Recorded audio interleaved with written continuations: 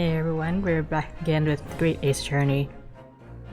We're going back to Case 3 of Resolve, The Return of the Great Departed Soul. We're about to go into a trial for Professor Fairbrain being accused of murder for his experiment at the Crystal Tower, the Grand Exhibition.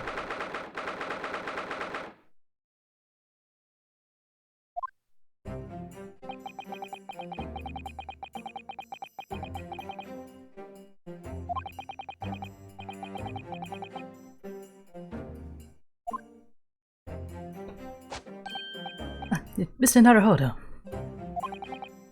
Good morning, Professor Hairbrain. I don't understand. It doesn't make any sense. The atmospheric pressure in here is off the charts. I never felt anything like it. It's crushing me. I feel it every time I'm here. That gravity.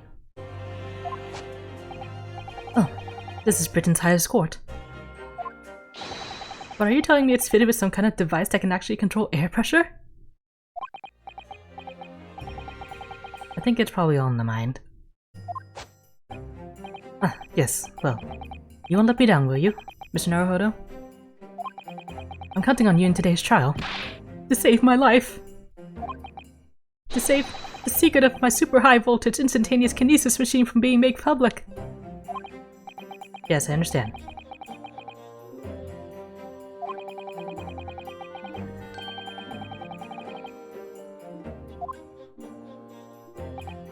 Well, I'm sure there's nothing to worry about, really. Justice will prevail.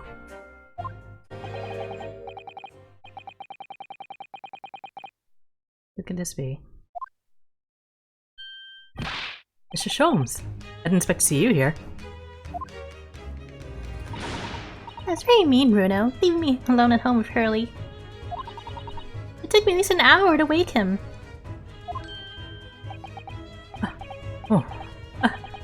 Is it? Are you?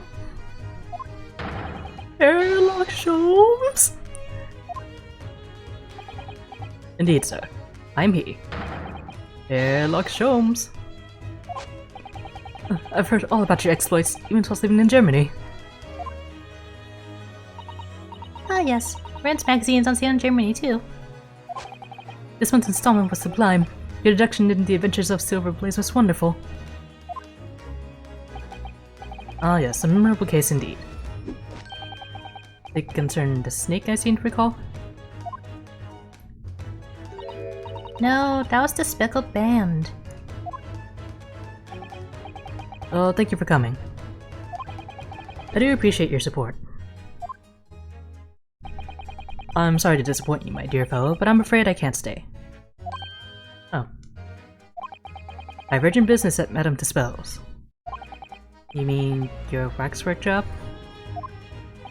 No, the waxwork abduction, of course. Madame has engaged my services. Ah, so you're trying to get to the bottom of that ransom note, are you? The week's wages depend on it, as does the safe return of the waxwork, naturally. As such, I intend to give it my undivided attention. Oh, well, never mind then. I understand. Of course, with my skills of observation and reasoning, resolving the matter would be as easy as proverbial pie. I shall return forthwith. For until I solve the case, I shall have no money to afford a pie of any description. Oh, you must absolutely give it your full attention, Hurley. Quite, Iris, quite. But life is riddled with irony, you know? Whenever I give something my full attention, I have a quite insatiable desire for a pie. One of the universe's intractable mysteries, you might say. Oh yes, quite, definitely, absolutely. I totally understand.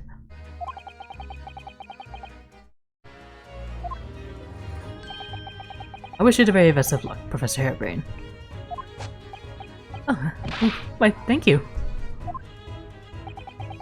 Before I depart, Mr. Naruhodo, a word in your ear, if you please. What's this about? As you have remarkably little grounding in science, I feel I ought to inform you. As compelling as this super high voltage instantaneous kinesis hypothesis may be, a practical implementation, such as was attempted by the professor at the Great Exhibition, is quite impossible. But the professor said the demonstration was a success! Yes, it would appear that he fervently believes it was. I read Professor Bunnybrain's paper about it too, Bruno. I have to say, I'm sure it can't be done. It could barely be done theoretically, let alone practically.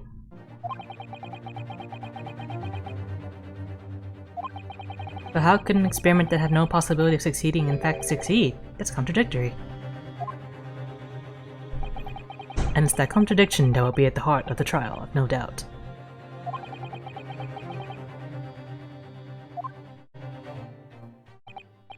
Now, I must hurry along. I wish you the best of luck, my dear fellow. See you later, Hurley.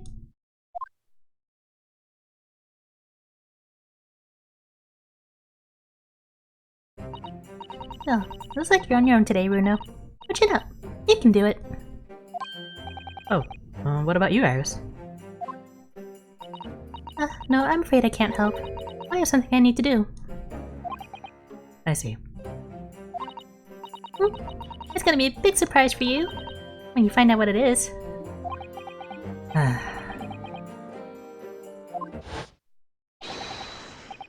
Counter for the defense and the defendant. Court is about to be in session. Make your way into the courtroom at once. Run away!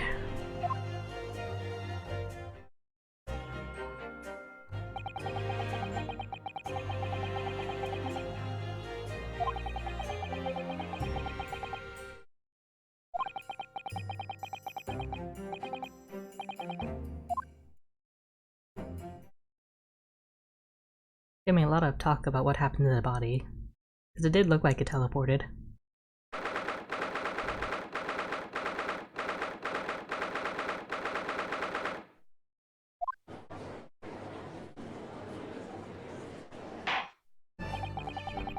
In the name of Her Majesty the Queen, I hereby declare this court to be in session.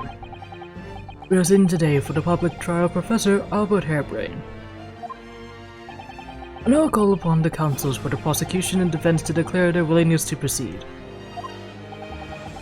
The prosecution is ready.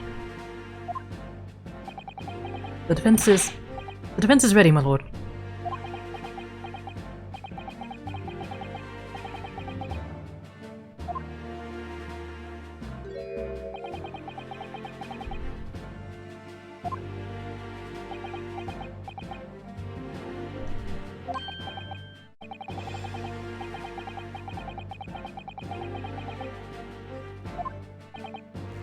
So,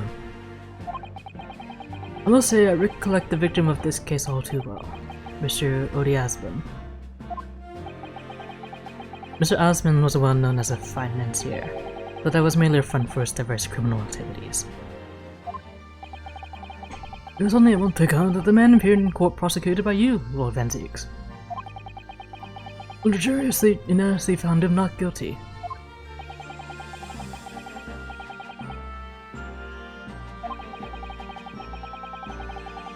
I mean, if they know if they've been bribed, couldn't they just have been tried for perjury?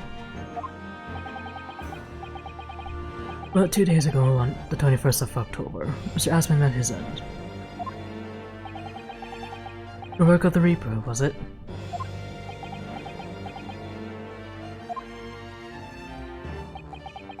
It is how your lordship would describe divine retribution. But the fact remains that Mr. Asman's death was a direct result of the actions of the accused, Professor Harebrain. Very well then. Now, ladies and gentlemen of the jury, you have been selected at random to represent the will of the people. One to six of you are ready to fulfill your societal duty. I'm most gratified to have been selected to carry out this important civic duty, my lord. To a man's fate in the palm of one's hand. Oh gosh, oh golly. It sends shivers down my spine. Science experiments, magic, conjuring tricks, courtroom trials, all nothing more than performances. A spurious scholar that defiles the reputation of science deserves to hang. We have to listen to what says both sides of the fence and then sit on one. That's it, isn't it? Hey, is this guy? Wasn't like this back in my day. Wasn't like this at all.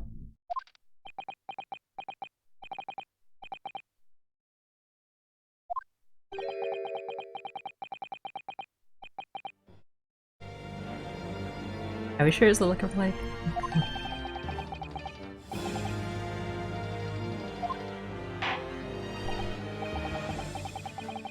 As I'm sure you're all aware, the incident we are here to judge today tragically took place at the Grand Exhibition, shortly after its opening.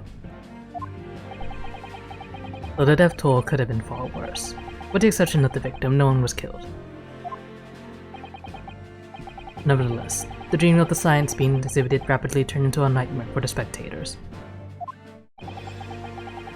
A tragic turn of events, and as such the eyes of all London, no, of the whole world will be on this trial. It is our duty to reach a swift and just conclusion, I feel. So, your opening statement please, Lord Venzix.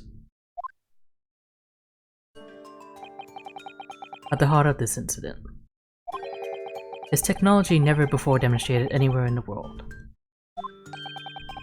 World scientists' latest development, I take it. The government is keen to capitalize on the Great Exhibition to improve Britain's technological advantage. The technology being demonstrated by the accused was described as super high voltage instantaneous kinesis.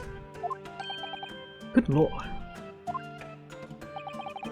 It's designed to disassemble human subjects using extremely high voltage electricity and beam them instantly to another location where they are subsequently reassembled. Is such a thing even within the realms of possibility? Well, I don't believe it, that's for sure. Disassembling people with electricity? Goodness, how shocking! Huh, the whole idea is absurd. The hypothesis would never stand up to scrutiny. Sir, I believe you're a fellow of the Royal Society, are you not? An expert in your field? I am, and my word on the matter can be considered final. Instantaneous kinesis is poppycock.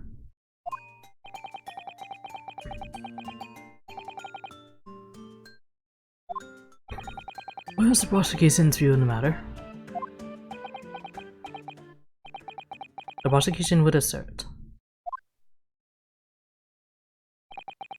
that the accused's instantaneous kinesis demonstration was a success. What rot?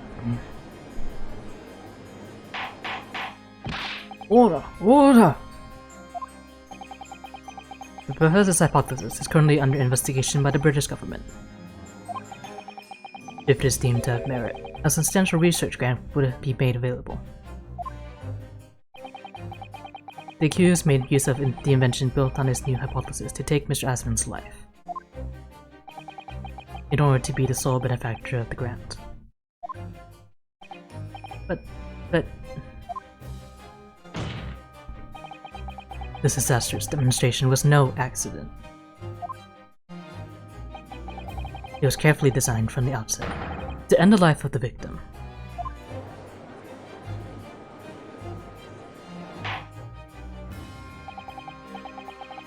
Thank you, Lord Venzix. The prosecution's stance is clear. But you will now bring forth witnesses to substantiate your claims.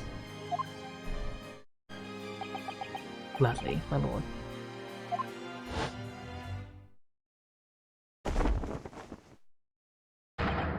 Bailiff, show the first witnesses to the stand.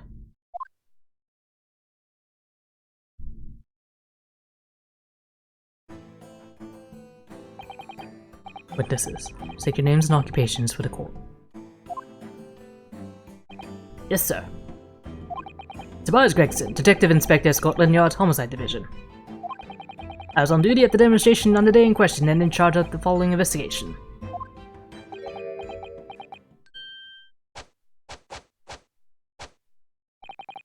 Albert Harebrain, scientist. You were born in England, but have been carrying out research in Germany in recent years, correct? Yes. Yes, that's right. After graduating from university here in Britain, I went to work in Germany. I made an amazing discovery. Which is what brought me back. I had to demonstrate my incredible hypothesis at the Grand Exhibition. Well, your demonstration was incredible, right? Incredible explosion. But the science was a success. The instantaneous kinesis worked. Everyone saw it. They must have done. Yes, there was the terrible accident, but the demonstration of my hypothesis was a success. Well, that much is undeniable. As shown in this photograph taken by the forensic investigation team.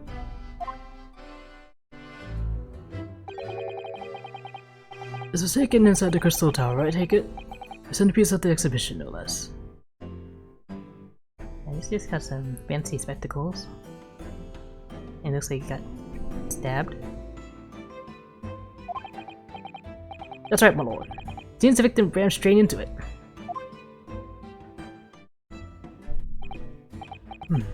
I see. Very well. Submit the photograph as evidence.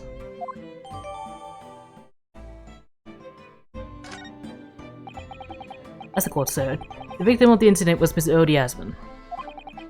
There have been a number of allegations made against the man, but putting them aside for the time being. He was the man who financed the research for the experiment and the demonstration itself. I see. So to summarize the situation, the defendant is accused of taking the life of the man who funded his work. Would that be correct? Exactly.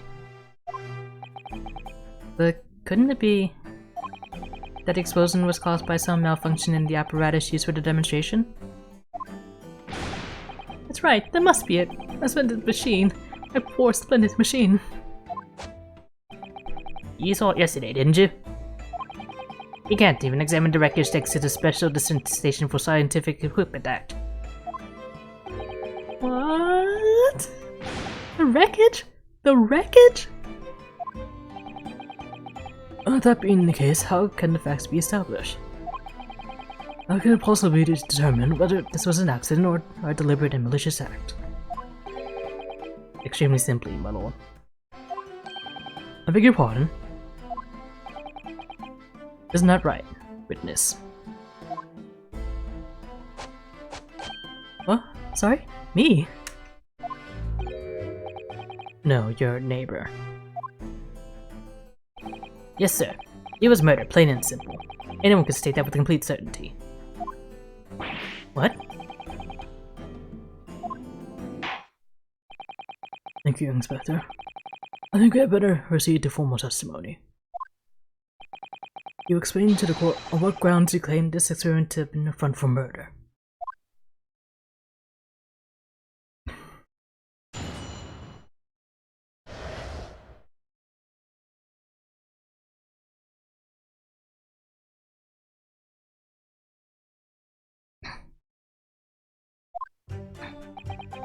The horse that went crashing through the Crystal Tower had a broken neck.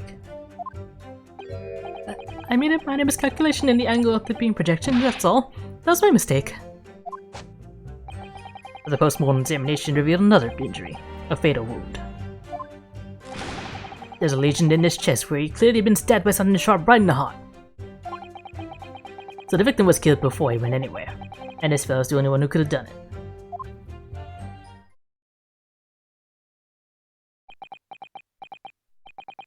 Extraordinary business. In addition to suffering a broken neck, the victim was stabbed in the heart. The coroner says death would have been all but instant from a wound like that. You could say, in fact, that the victim was killed twice by the accused. No, that couldn't be further from the truth. I viewed the experiment plan document that was submitted to the security team.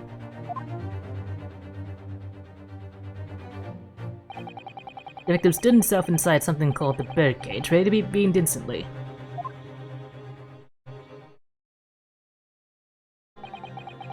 To the second level of the Crystal Tower, about 25 yards away, The experiment did not go according to plan, however.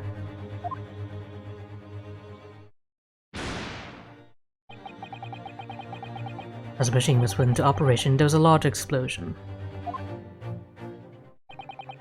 The blast caused the beam the transmitter to point higher than intended.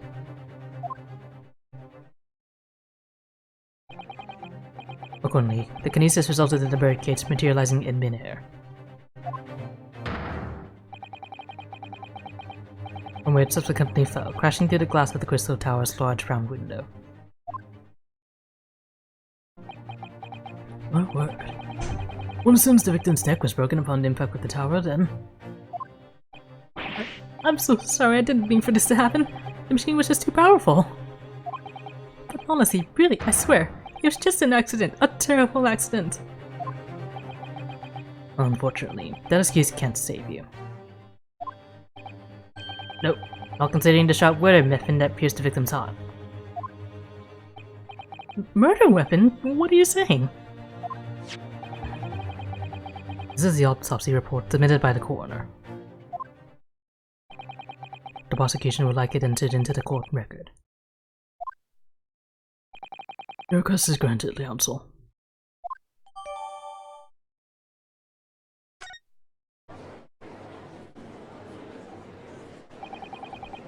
I was there in person, you know. I saw the whole ludicrous performance. And the only other person on the stage of this harassment was that disgraceful schizophrenic scientist. Then really, by all accounts, it must have been him. Hard to think otherwise, really. Very well. Counsel for the defense, proceed with the cross-examination, please. Oh. Yes, my lord.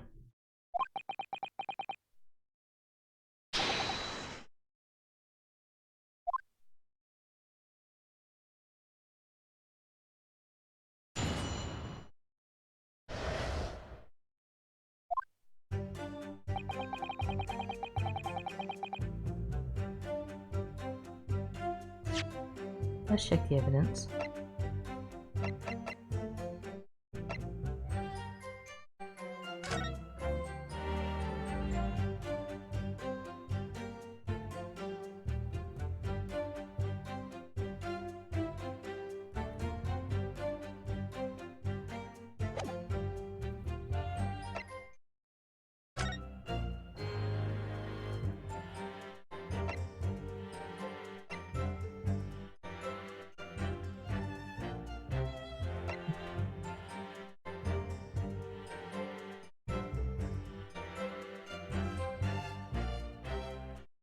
So I definitely think he got stabbed first and then his neck got broken.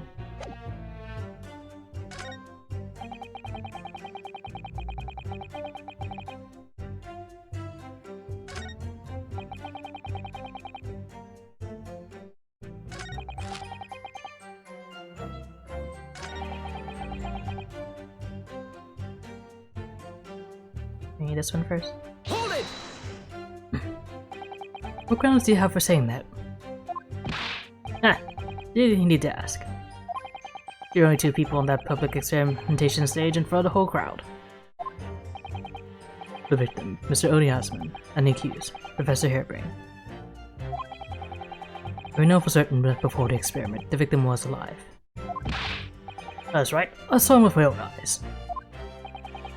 Furthermore, following the explosion and kinesis, nobody went anywhere near the body. In other words, only someone else on stage with the victim could possibly have done it.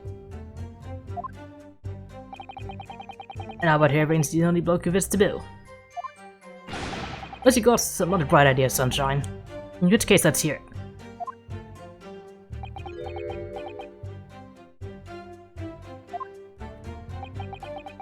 My learned friend Silence is your answer, Inspector.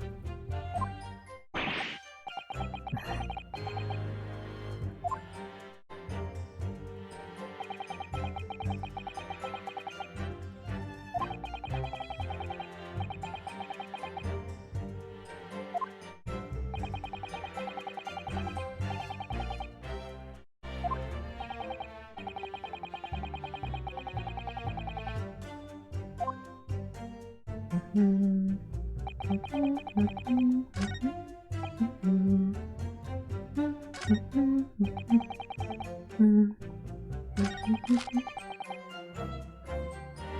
it! The defense knew nothing of this crucial information. The prosecution received this report from the forensic investigation team only this morning. That was the first we knew of it as well. I can only apologize for the possibility of informing the defense.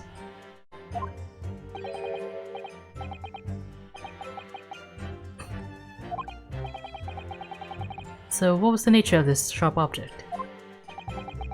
Among the accused's tools that were used at the demonstration, one is of particular interest. This. Ah, yes, that would appear to be some kind of screwdriver, wouldn't it? 'Cause there he is! My trusty little companion, Andrew! Andrew? Of course. Do you know each other already? He's one of my dear friends. Look at all my tools. I named them all, you know. They're one big happy family.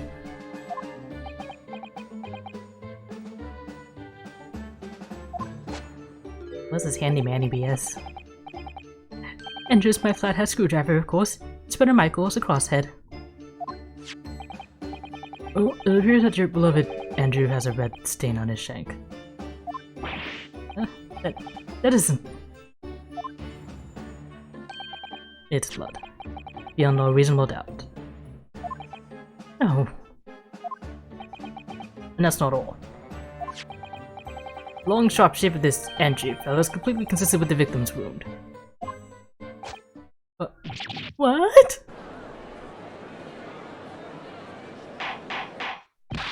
Send the screwdriver to jail and everyone will be happy. One of this friend of the defendant as evidence.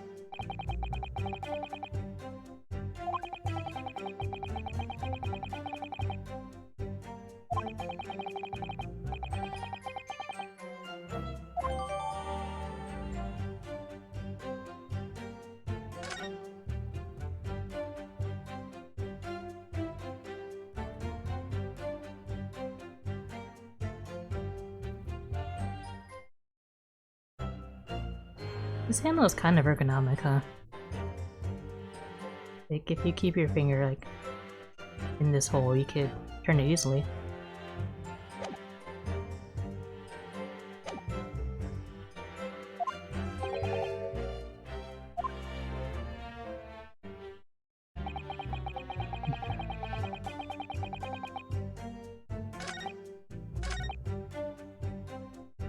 Hold it! Not a fatal injury, you say? That doesn't make any sense. I think I had to spell it out, but here we go.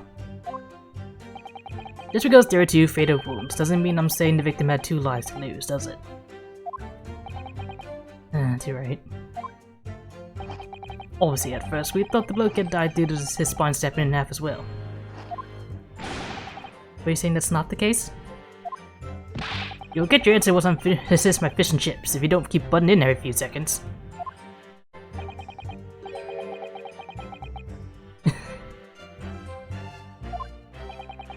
How does he get the bottomless bag of fish and chips? I want one. The victim was plummeted 30 feet into a glass tower. It would be reasonable to assume that that's the cause of death. Right. That's what we all thought. But it was a red herring, wasn't it?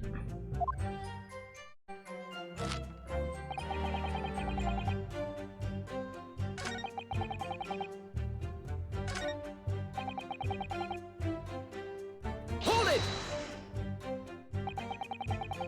So the angle of projection is critical, is it? And you calculated it yourself, personally? Absolutely. The calculation is far too complicated for anyone but me to carry it out. Only, you got it wrong, didn't you? Yes, that's right. That's the point. The calculation is so complicated, even I can make a mistake.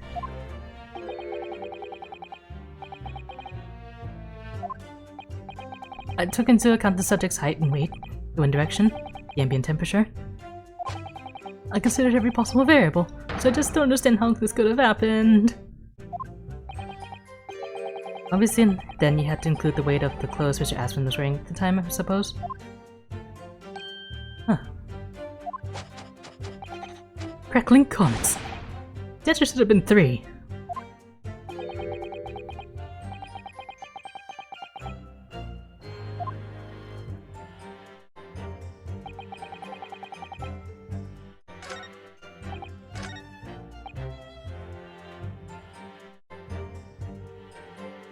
Wait, you can break his neck and his spine? Hold it! Are you suggesting that's because he fell from a considerable height? Exactly. You should highlight something else about this whole Rome business. What's that? The fact that the instantaneous kinesis itself was a success. At the explosion, the cage of the fell inside. Suddenly appeared out of nowhere in midair. So although the experiment ended in disaster, the so-called instantaneous kinesis did actually occur. Remind us, Professor. What was the cause of the fatal disaster?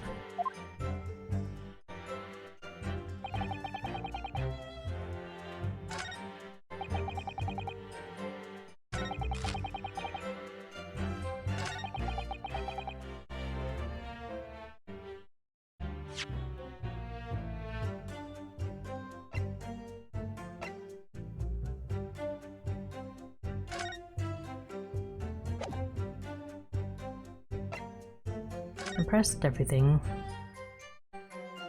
I'm not sure what to present.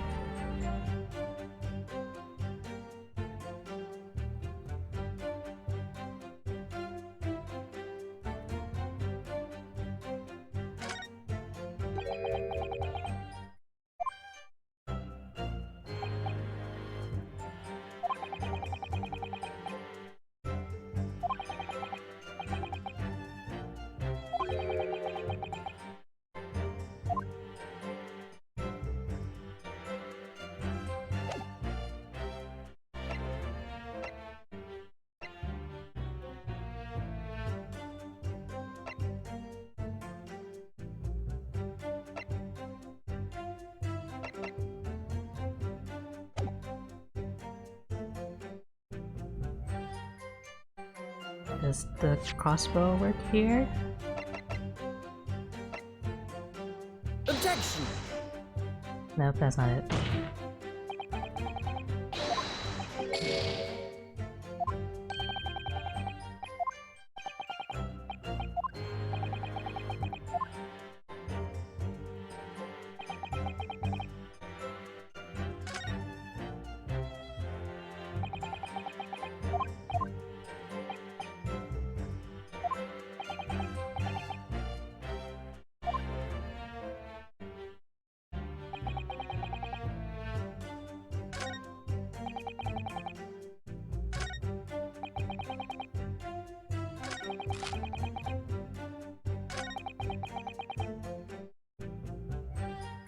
Okay, press this. Hold it!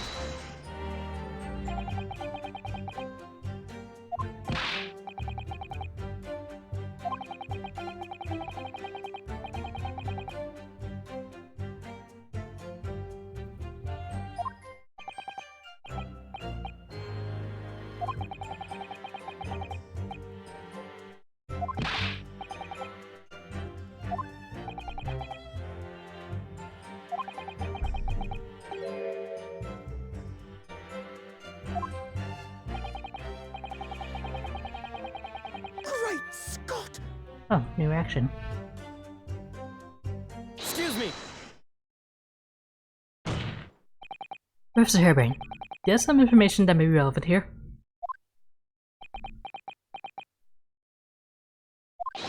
Professor!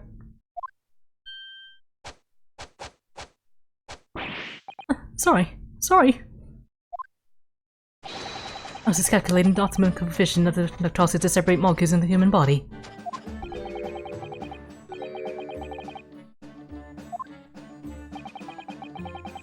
It seemed as though you might have something to say about Inspector Gregson's last remark.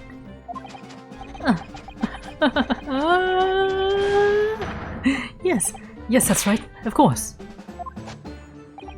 He just said that nobody else could have done it, didn't he? Yeah, that's right. Who else could have stabbed the victim, eh? I don't know, but there's no way that I could possibly have stabbed Mr. Aspen, as you say. Eh? Explain, please, Professor. Of course, this cold-hearted policeman may not be aware, I suppose. But humans are warm-blooded mammals with blood running continuously through their veins.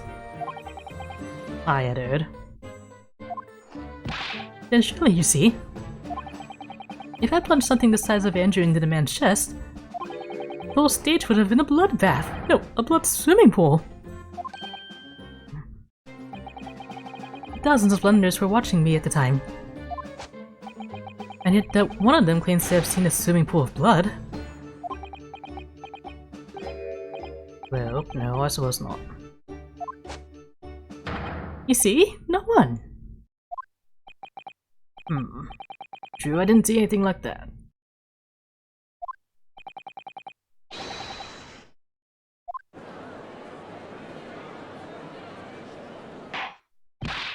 Order!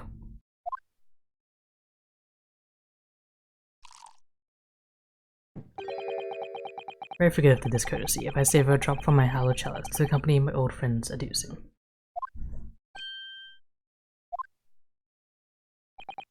Here's to you, Albert. Oh, you're too kind, Barack. But I'm really not a match on you. No, you're not. No? You neglected to mention one crucial possibility. I have? A particular situation in which very little bleeding would result from a stab wound. Of course.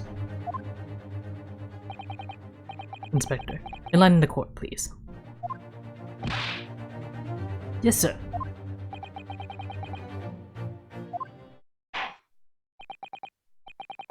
Very well. You render formal testimony now, Inspector Gregson.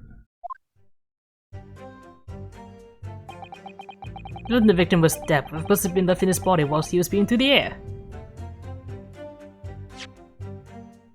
Oh, no, it wasn't. Objection! You said that while the weapon remains in the body, there's very little bleeding. Is that unequivocal? Look, there's no blood on the experimentation stage, even though that's where the fellow was stabbed. The only explanation for that is that the screwdriver was still in his body, stopping any heavy bleeding. It's common medical knowledge, my learned friend. Even on your side of the world. Yes, but about the screwdriver.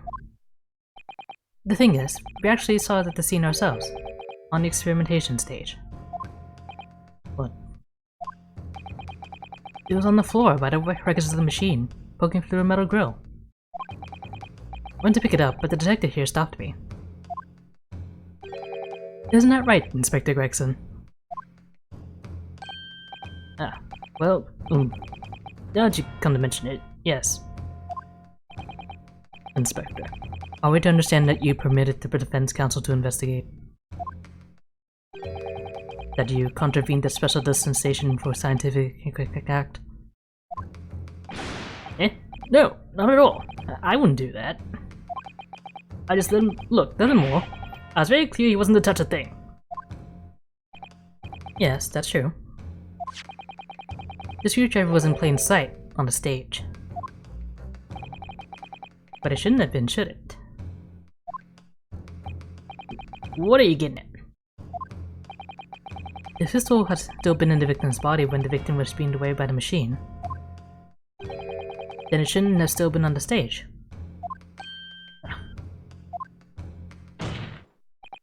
That's right. It should have been beamed across to the Crystal Tower along with Mr. Aspen. And been found still lodged in the victim's chest.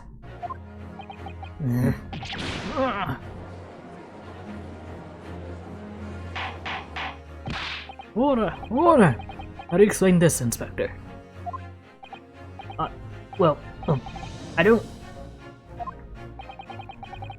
Looks like though everything that the victim had on his person moved with him when he was beamed. If the screwdriver was still in his chest when the instantaneous kinesis occurred, obviously, they should have been beamed to the destination as well. You...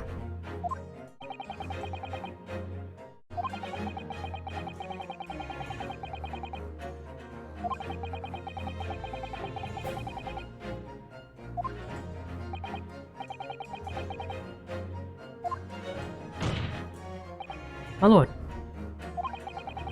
if the prosecution is unable to explain this inconsistency in its argument, we can only conclude that the testimony given in support cannot be relied upon.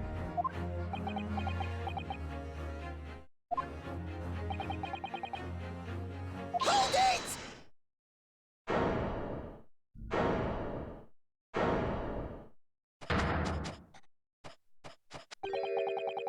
You have something to say, witness?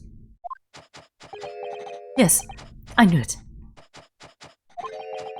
It bears out. The equations hold. Mr. Naruhodo, don't worry. About what? Without delving into the details, there's no inconsistency. What? Even if Andrew had been lodged in Mr. Aspen's chest, my trusty tool wouldn't have moved. Andrew remaining on the stage is consistent with my calculations. What? What?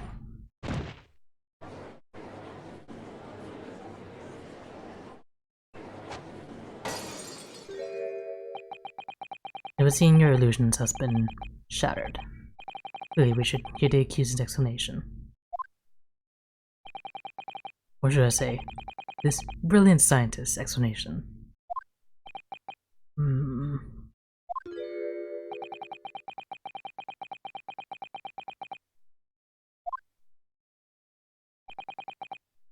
Scientists.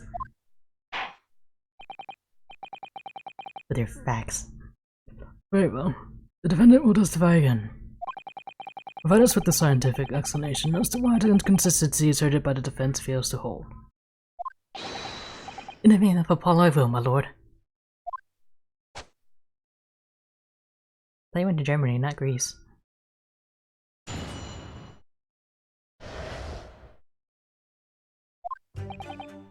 To be clear, I'm still at the stage of gathering data in my research. My hypothesis states that the kinesis cannot transport metal, though, hence the metal weapon would have stayed put.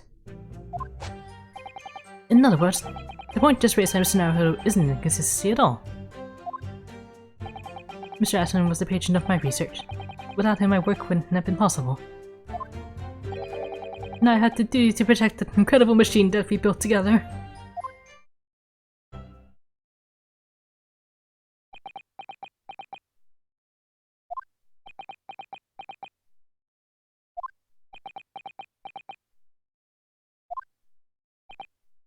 So, those are your testimony, Professor, is that based upon his hypothesis, metal objects cannot be moved by this method of instantaneous kinesis. In other words, since the screwdriver is made of metal, even if it remained lodged in the victim's chest, the subsequent discovery in the stage despite the victim being found elsewhere is not an inconsistency. And therefore, Professor Albert Harebrain could still have been the killer. My great hypothesis holds, you see. We had to make the cage used to contain the subject from wood for that very reason. I was not addressing you, witness. Professor Hairbrain. Yes? Whose side are you on here? I don't take sides, Mr. Naruhodo. No. My only interest lies in upholding my hypothesis. I'm a scientist after all.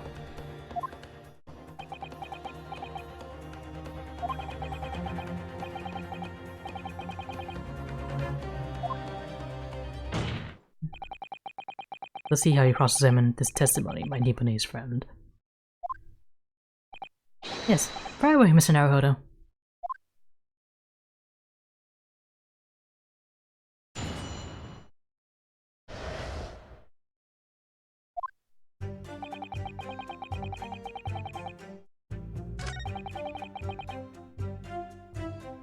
Hold it! Your hypothesis says it? So it's isn't proven then? No, of course not. It's merely a hypothesis, but a good one, based upon thousands of calculations. But it is widely known that metals can't be decomposed by electrolysis. Yes, of course, so I am right. My hypothesis is clearly correct.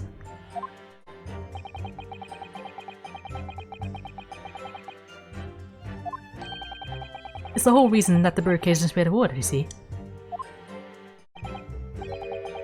Sorry, the birdcage? Yes, that's what I call the sea obtuse cage in which Mr. Asmund is placed for the kinesis.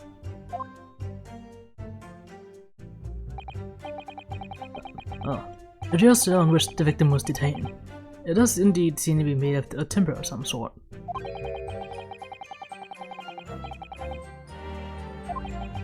In short, any weapon lodged in the victim when he was beaten away by the instantaneous kinesis would have been left behind on the stage if it were made of metal, correct? Yes, that's it. Yes. It all fits perfectly with the mathematical model. The ultimate conclusion, then, is that the defendant alone had the opportunity to inflict this fatal injury on the victim, is it not? Ah, indeed, sir.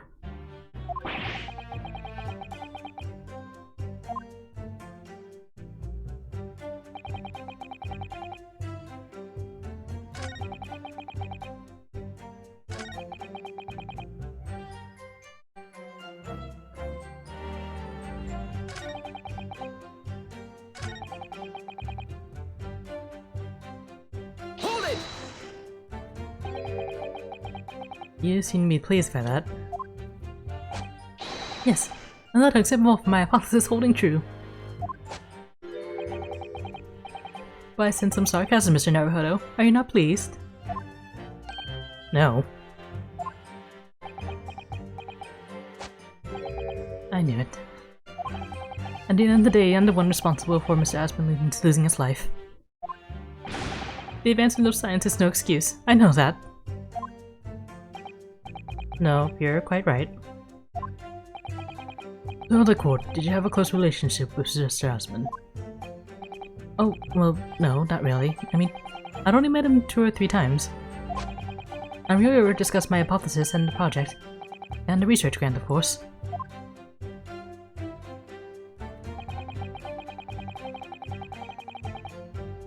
You know, a good scientist would actually try to prove themselves wrong. Hold it! To avoid confirmation bias. How did you come to know Mr. Asmund in the first place? A year ago now, a small provincial science journal published a little paper about my work. That's a scientific journal? Good gracious, I should need new spectacles. What is this, a magazine for ants?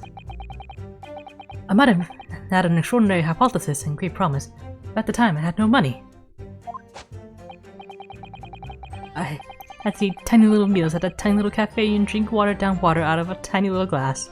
How do you water down water? But Mr. Aspen read the paper and came to visit me in my tiny little laboratory. And offer you money to help fund your work? Exactly! That's exactly what happened.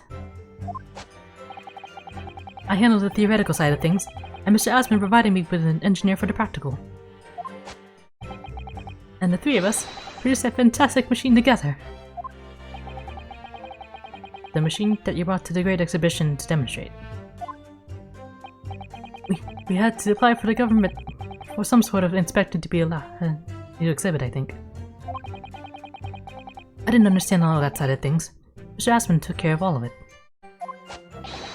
He was a wonderful man. Really, I owe him everything.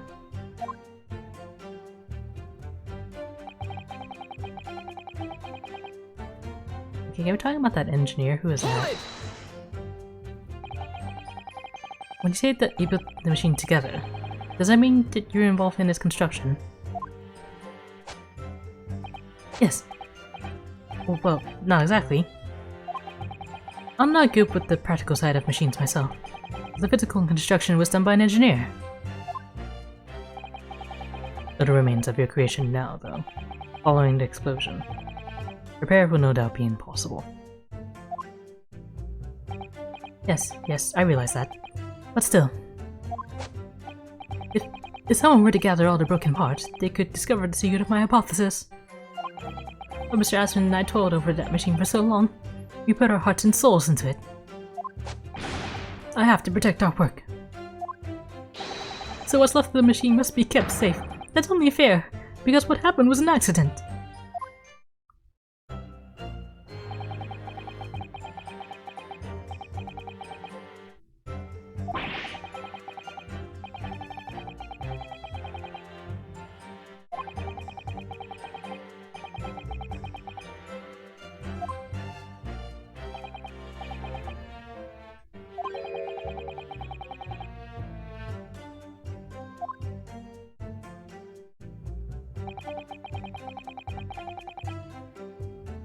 More browsing, I guess. Hold it! And yet, your retort to my argument wasn't lacking in confidence in any way.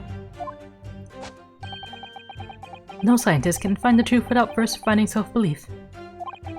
Those were the words of a certain scientist I hold in the very highest esteem. But you realize that disproving my argument puts you in a very precarious position, don't you? No scientist should strive to protect himself more than he strives to protect the truth. More words of the same great scientist, you know. Words that are causing me a lot of trouble. Who was the scientist?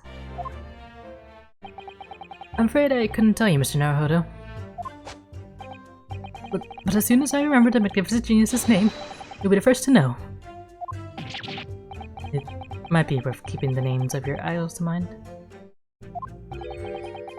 You're wasting your breath, my learned friend. This scatterbrain even forgets my name at times.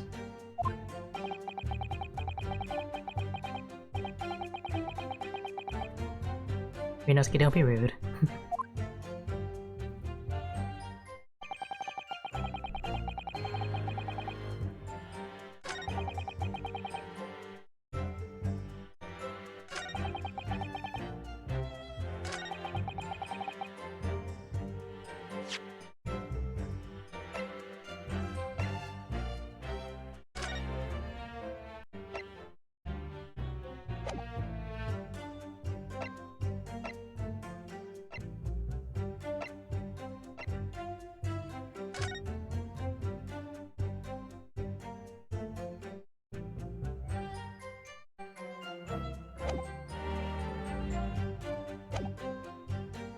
Hold it! I didn't mean to do that.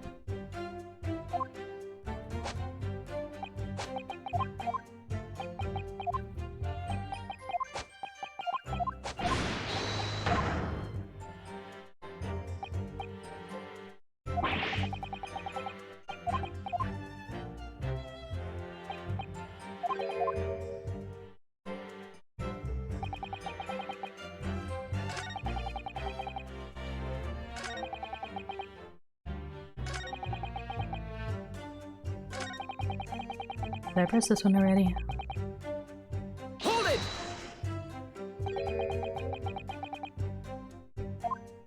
I did.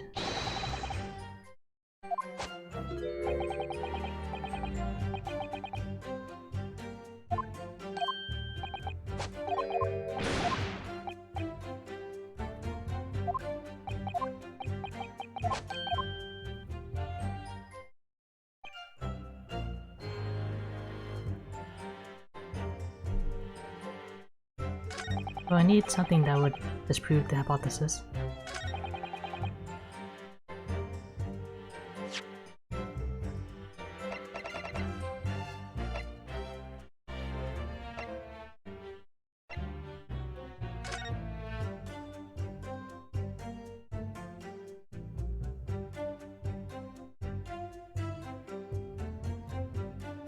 I guess this glass was made of... Oh. What about his glasses?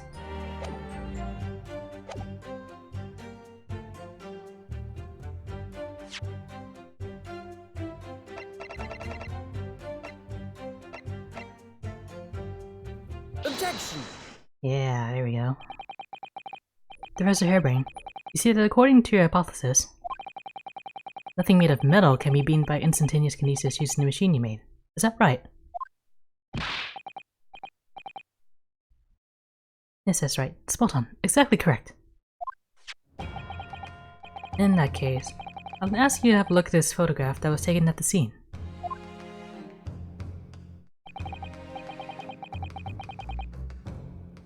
In particular, I'd like you to pay attention to the victim's face. You can clearly see that Mr. Asman is wearing a pair of spectacles with a metal rim. Metal? No. Metal? No! You've already established that the proposed murder weapon, the screwdriver, was found on the stage.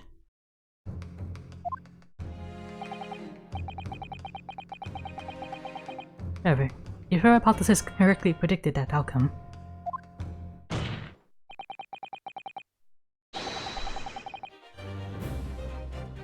it should also predicted that the metal rimmed spectacles would be found in the same place. Ah, my hypothesis! My hypothesis! Professor Hairbrain, this isn't easy for me to say, but your hypothesis is clearly flawed.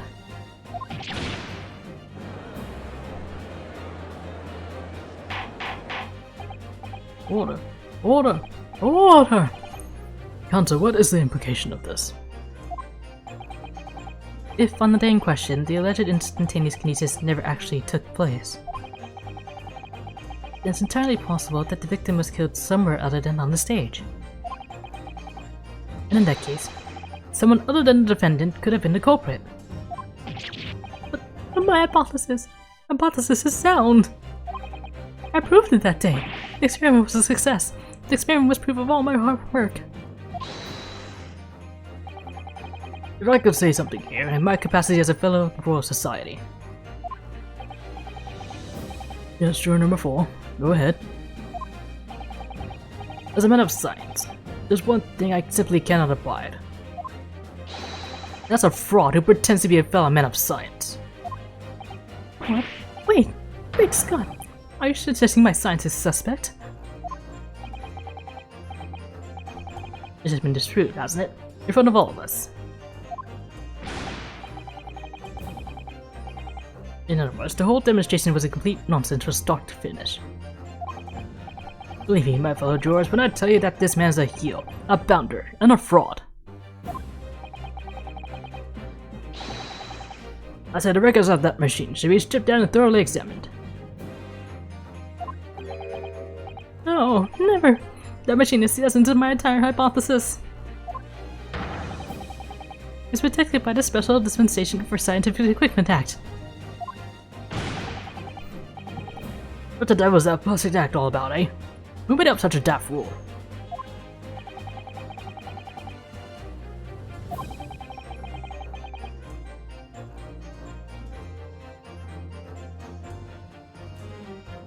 What am I objecting to, though? I mean, in these cases, you always object, right? Objection! Professor Hairbrain is yet to perfect his invention. That would seem to be the case, yes. But even so... Even so, what? Going to such trouble and expense to create a fake machine to explain in public? You had absolutely no reason to do such a thing. Objection! You had an obvious reason to do exactly that. or the research grant money.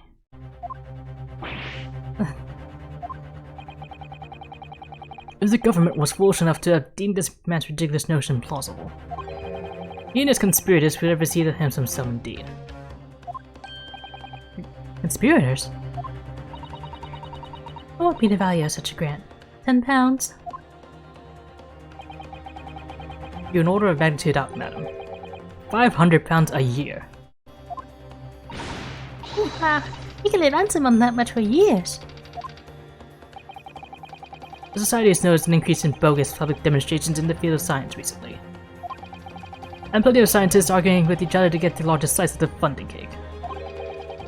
People's greed is plenty motive enough for murder, I assure you.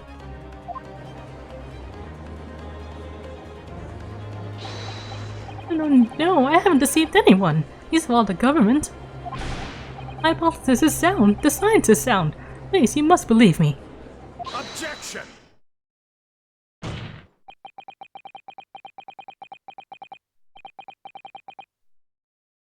No matter how unbelievable this hypothesis may seem to you, ladies and gentlemen, the fact remains that the victim was transported instantly to the Crystal Tower.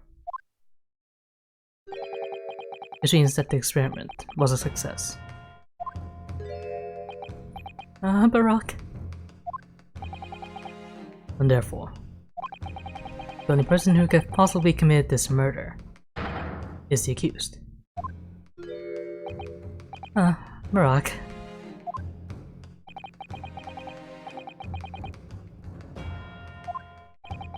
My lord, if I may. Yes, Lord Venziques. The prosecution would like to summon new witnesses to the stand. New witnesses? What would be the nature of their involvement? They were spectators of the demonstration at the exhibition, who were occupying special seats. Eyewitnesses? Very well. The court grants the prosecution's request. I should very much like to hear from eyewitnesses to the exhibit. The prosecution's stance is clear. This experiment was no pastiche. The accused killed the financier victim there on this public stage, before the very eyes of the spectators. Now, my learned friend. Oh, yes? It's time for you to make your own stance clear.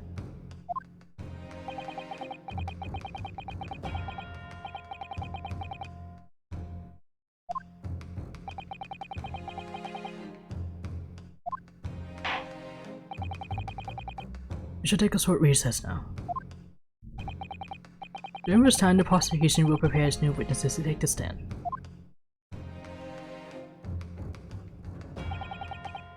As you wish, my lord. Good. In that case, court is adjourned for 20 minutes.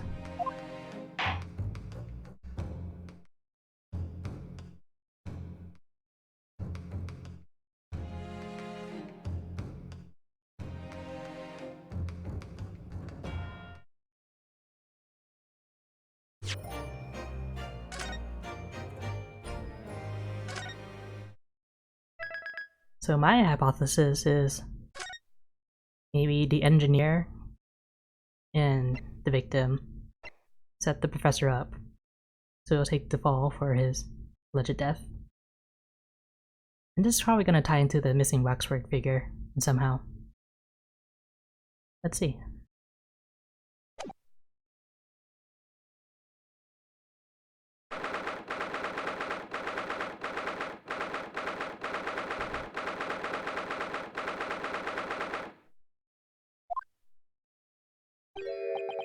Mr. Naruhodo, what on earth were you playing at just now? Or rather, what on earth were you playing at all along? My hypothesis! My amazing hypothesis! You've been picking holes in it from the start. Sorry about that. But you promised me! You said you proved that dramatic explosion was an accident, not murder! You said you'd keep my precious invention from falling to anyone else's hands. But all you've done so far is try to undermine me. Yes, I did make you a promise, you're right. I said that I believe in you and fight for your freedom to the very end. But I also told you that I was no scientist. I don't understand your hypothesis. The fact is, there's an undeniable flaw in your logic, isn't there? But if I just run through some equations... Yes, you see, it's because our work is incomplete. Perhaps it is. It is. Nevertheless, a man died as a consequence, didn't he? Oh. Oh no!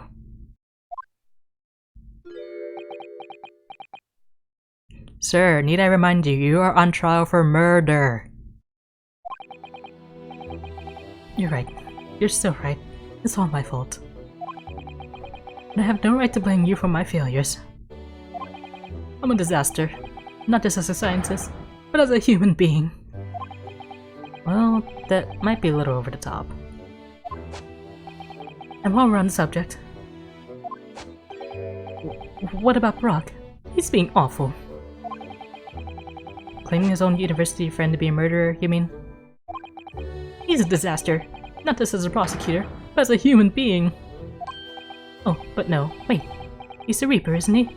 Perhaps he's not classified as Homo sapiens anymore?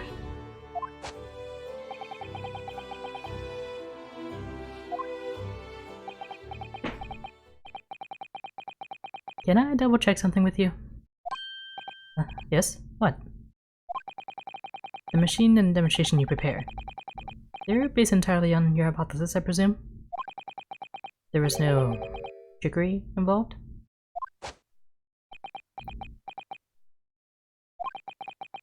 I drew the plans for the machine with my very own hands. Every line was painstakingly drawn with the firm belief that science is only the only future. So yes, it's true that my hypothesis hasn't reached maturity yet, but please, Mr. Naruto, you must believe in it. Alright, Professor. Understand. Counsel, defend it! The prosecution's witnesses are ready to take the stand. Who's about to be in session again? Make your way into the courtroom, please.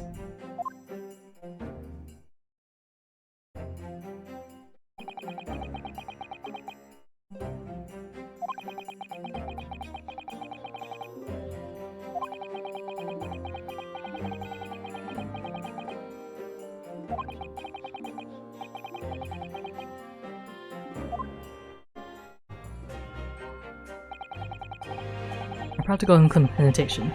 Since it was attempted by the professor at the greatest submission, it is quite impossible.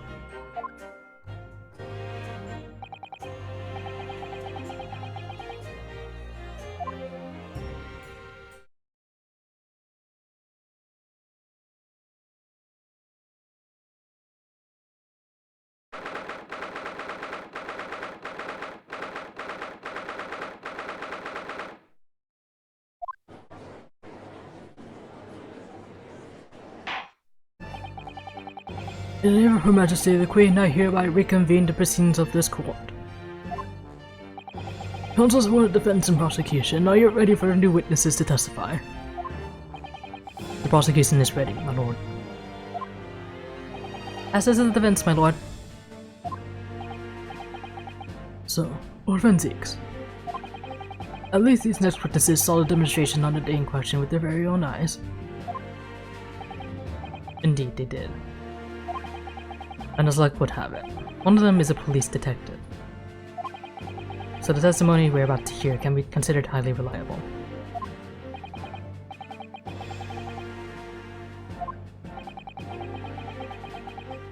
The prosecution's stance remains unchanged. Though it ended in tragedy, the demonstration on the day in question was scientifically sound.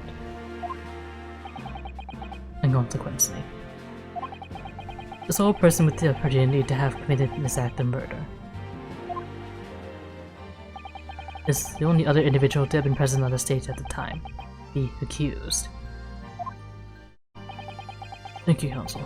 The prosecution's position is clear. So bring forth your witnesses now. Bailiff, show the witnesses in. The witnesses whose proximity to the incident on the day in question will clarify the truth unequivocally.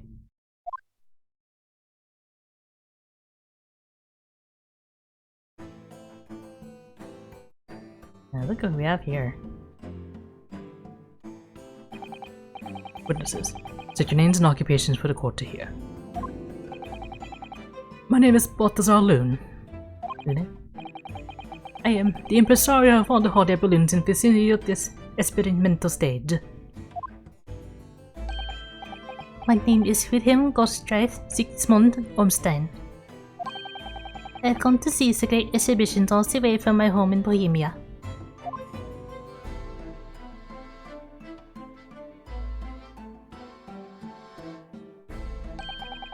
I'm very rich. It's at the Gino Lestrade, Scotland Yard. I'm a great detective. Even Sherlock Holmes agrees. I was on security duty at the exhibition. I got to go up in one of them balloons. It was amazing.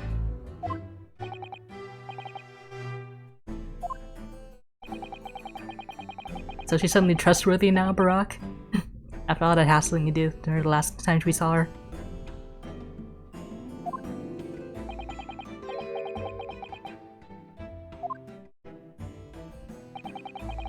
There are 3 balloons flying near the public experimentation stage when the incident occurred. 2 of these witnesses were in one such balloon at the time, and saw events unfold from the skies above. You make it sound like they're in the clouds. It's only enough to do the circa 60 feet. Very low. But you can't see nothing if you fly too high, can you?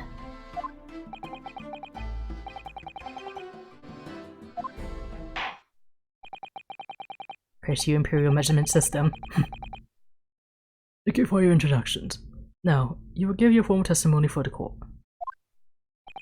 Kindly describe exactly what you witnessed, especially those of you who had a vantage point above the stage.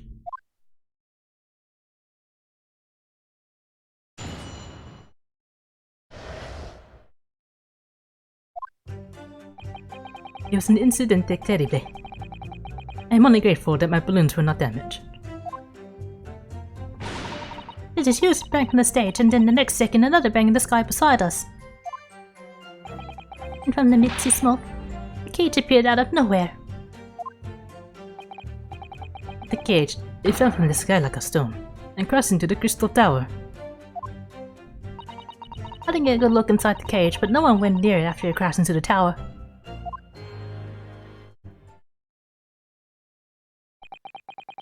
Most extraordinary collective account, I must say. Could I just clarify something? There's a detail in the witness's testimony that I've not heard any mentions of until now. Specifically, that there were 2 explosions. More precisely, 2 explosions in 2 separate places, yes. When the demonstration began, the balloon carrying the 2 witnesses was around here. There were other balloons in the air nearby at the time carrying other passengers as well, to be clear.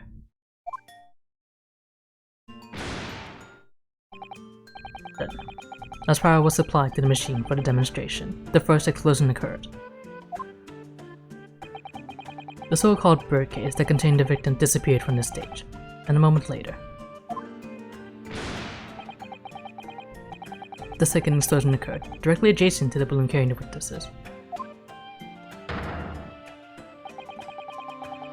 The bird cage appeared at the side of the explosion, subsequently to plummet down to the crystal tower.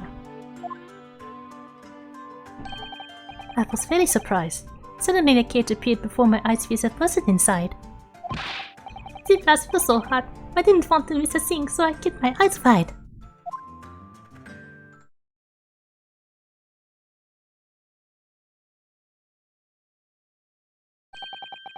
I still have lots of money. Please tie that balloon to your wrist, kid.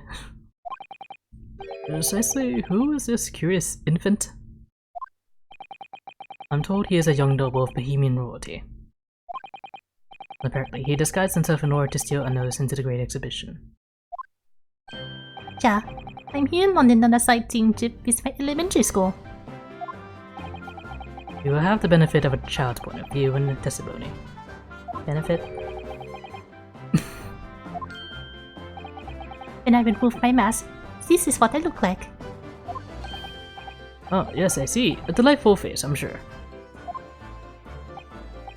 everybody says so.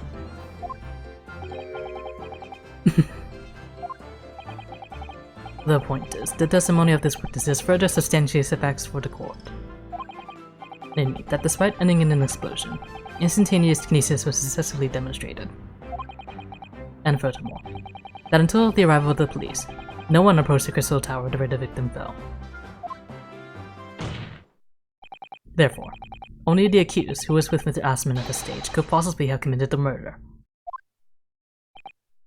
Yes, thank you, counsel. The prosecution's views on the matter are quite clear, as he keeps saying. So the defense's cross-examination now, please.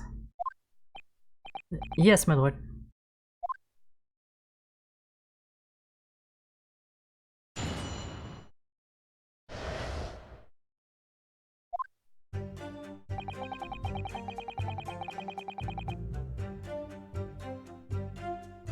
Hey, what is going on in his hat? Hold it! There are 3 balloons flying above the experimentation stage at the time, understand? Sì, all 3 of them are bellissimi bambini. They are very popular, signor. Some people will pay £10 for one ride. £10? That's more than my annual stipend. 20,000 once. That is my pocket money. Ugh. I got up there for free, I did. Like the old I work for Her Majesty's police card, you know.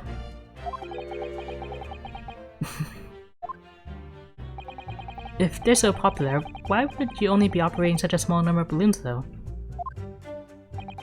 Because if I have too many in the skies, they could crash into each other. The operators for the balloons were decided by lots, with each operator managing a particular area. See, and the zone above the public experimentation stage is the most profitable. The other impresarios, they hate me. Thank you, witness. I think the court has a clear picture of the arrangements for balloon rides at the exhibition. Perhaps we could hear more about what she actually witnessed at the incident. Right. I can feel you in there, my lord.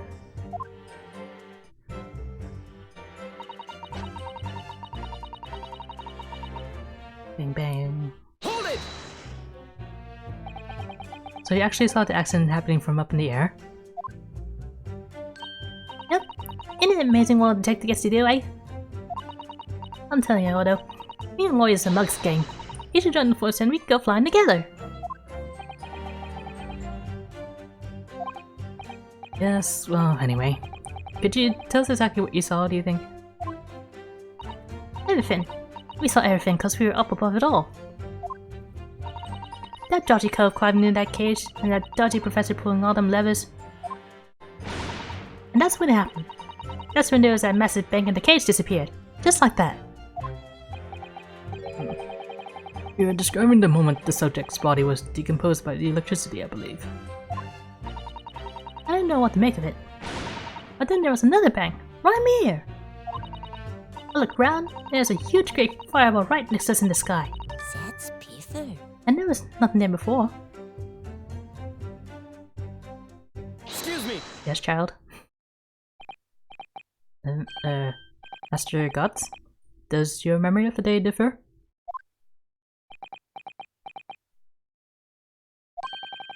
One teacher at elementary school says that when you meet someone for the first time, you should always use their full name. Yes, what was it again? William Goldstrike Sigmund Ormstein. Just the 4 names then. The point is, do you have something to say? Something to add in response to Detective Gino Lestrange's last remark, perhaps? Boy, get it right, Otto. It's Inspector Lestrade.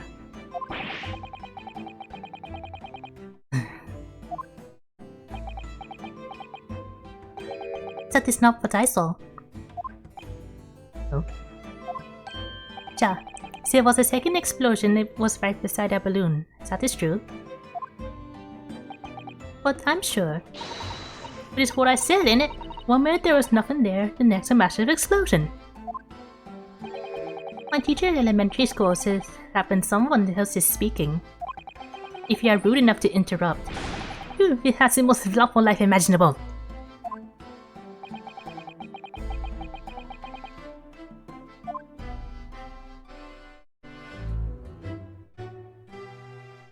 Infinite balloons. There's a 40-second explosion happened next to our balloon. I clearly witnessed. A green balloon flying in the sky. A green balloon? Huh? You what? I never saw nothing like that. But I did. I saw it. And you can't say I didn't. I was sitting next to the console. I heard the guy and scream. That doesn't mean it's the truth. I am Bohemian Prince. You cannot say it is a lie. That is not allowed. Playing the bleeding royalty card, are ya? Typical.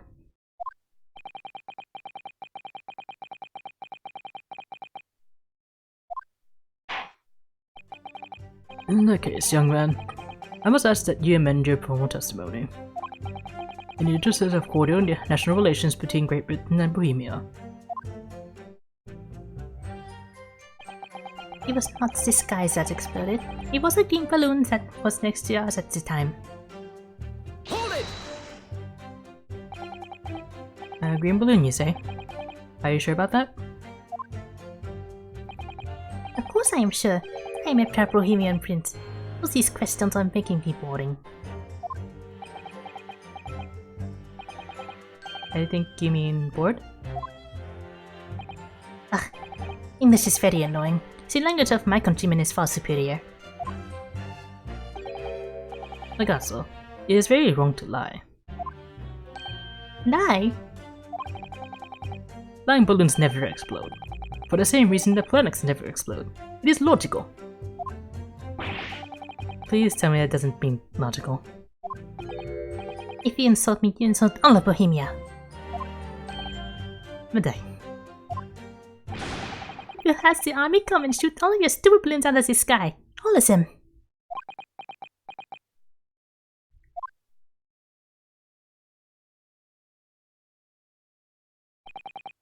Here you are, your highness.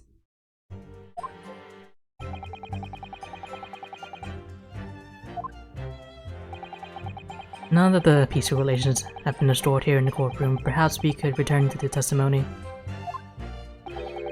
Did you also see the movement that the cage materialized, Mr. Loon? No, I did not see the explosion myself. However,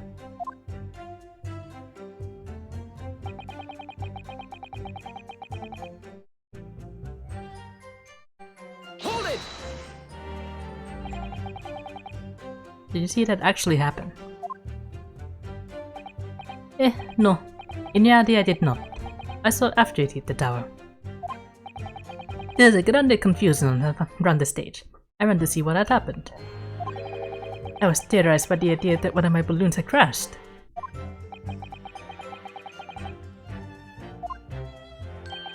But when I looked up to the sky, all my precious balloons were still there. I saw it though. I saw it slam to the tower. After all, I am a detective now. Then tell us what you saw, Inspector Lestrade. That's what I like to hear. I didn't get a good look inside the cage, but no one went near it after they crashed into the tower. Hold it! Was it you who gave the order to keep people away? Eh? Use your head, Odo. That could have been me. I was up in a balloon, weren't I? Right. So, cause I wasn't available, it was the boss that had to leg it over there. He was getting shoved and kicked all over by the panicking spectators as he tried to see off the scene. It's a real sight to behold, I can tell you. Amazing.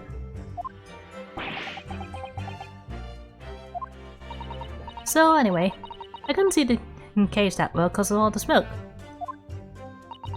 And I didn't really want to see it, to be honest. I was scared out of my wits.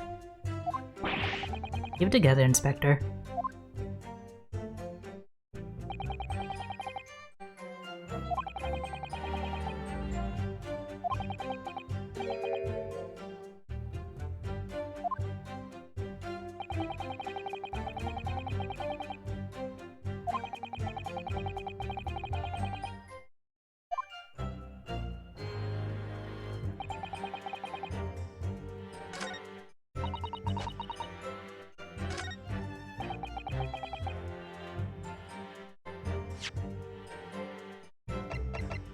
That's probably this thing.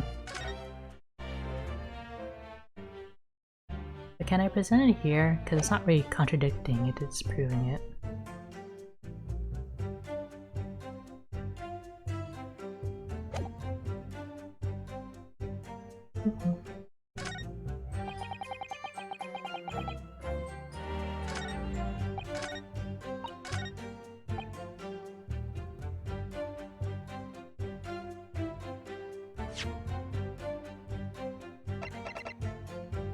Must have been a balloon. Objection! Alright, that worked. Mr. Loon, in your testimony, you said that all 3 of the balloons he had operating at the time were undamaged. See, that is correct. If there had been continuous explosions, it would have been terrible. Terrible? Terrible? I wonder if you might know what this is. I think it may be. See, part of a balloon. A burnt piece of the fabric of the envelope. Sorry, the envelope? Hold on. That is the large round part of the balloon which becomes filled with hot air. It is made from very thick fabric lined with rubber. You do not want it to rip when you are in the sky. This piece of cloth was found near the experimentation stage. In other words, as Master Gods testified, the green balloon did indeed explode that day. Eh? If all the balloons in the sky above the experimentation stage belong to you, Mr. Loon, then your statement that they were all undamaged clearly contradicts the evidence. No! If the balloon exploded that day, why didn't the man say so? Maybe everyone on board was killed. Oh no, that would just spend 10 whole pounds for the experience? How awful. It seems like those things crash 50% of the time anyway. Objection! Instantaneous kinesis did occur, but after the explosion on the stage. The point of the materialization shifted to a location occupied by a balloon, causing the balloon to explode. Yes, eminently plausible. An unfortunate traffic accident, as it were, but changes nothing about the pertinent facts. This I cannot accept. Why not, Mr. Loon? You're suggesting that I am a liar. That person died in a balloon incidente. There's no need to get fired up, Mr. Loon. The victim was the sole fatality that day. That's right, and I prove it.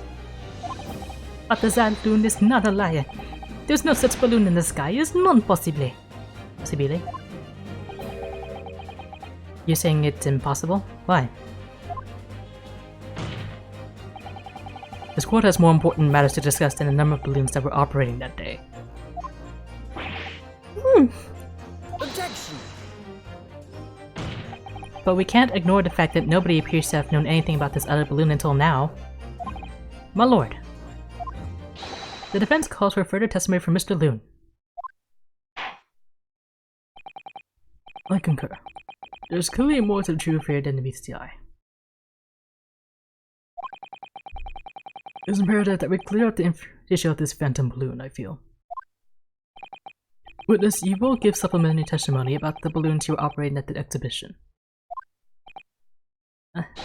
Grazie, my lord.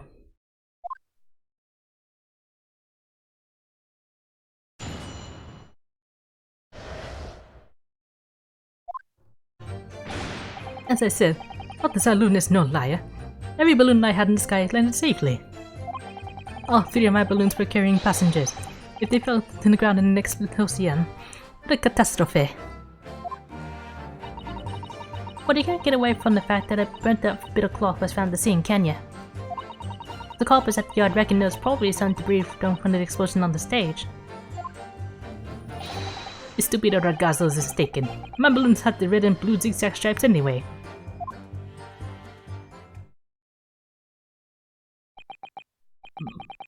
So your assertion is that the balloon this child saw was not one belonging to you? Si, exactamente. Even if he even saw such a balloon in the first place. I do not like the sound of it. It's very bad for business. I have a good mind to sue the land of Bohemia. If you attack us, we must fight back. It will be war, all out war.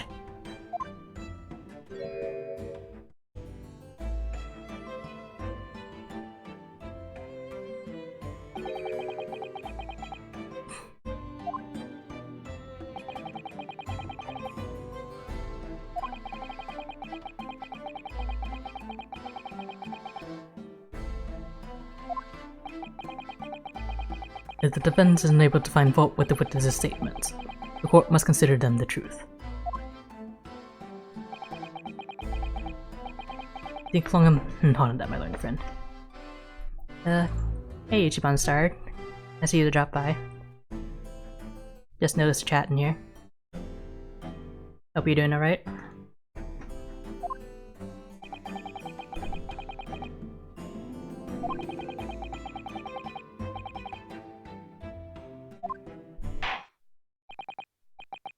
Counsel, you may now cross-examine the witnesses.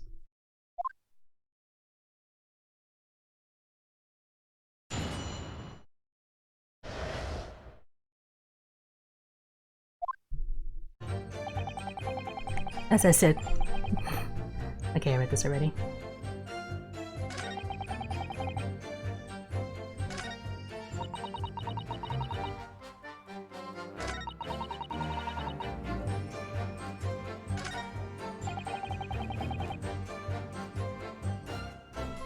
And then press this.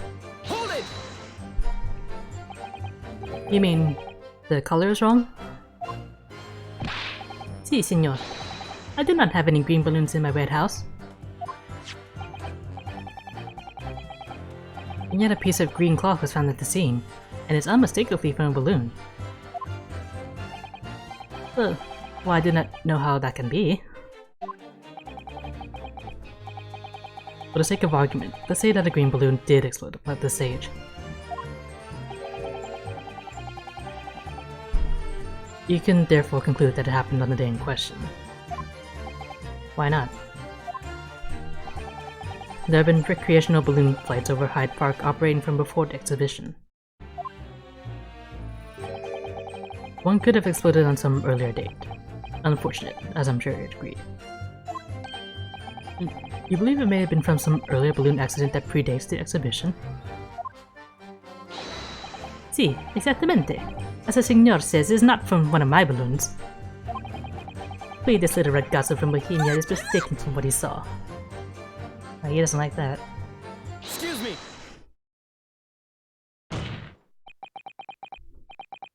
What's it from Rasiga? It's Master Wilhelm Goldstrike Sigmund Ormstein. It was on the tip of my tongue. Yeah, something is very wrong. I know what I saw. There was a green balloon there. I swear it. I swear all over Bohemia. You can see as much bad language as you like, but it changes nothing.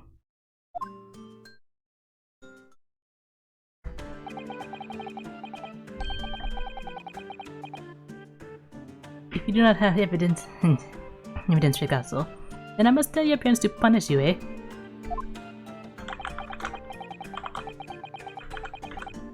Perhaps we'll let the judge decide when it comes to punishments. Evidence? What is this evidence? To give a simple example, young man.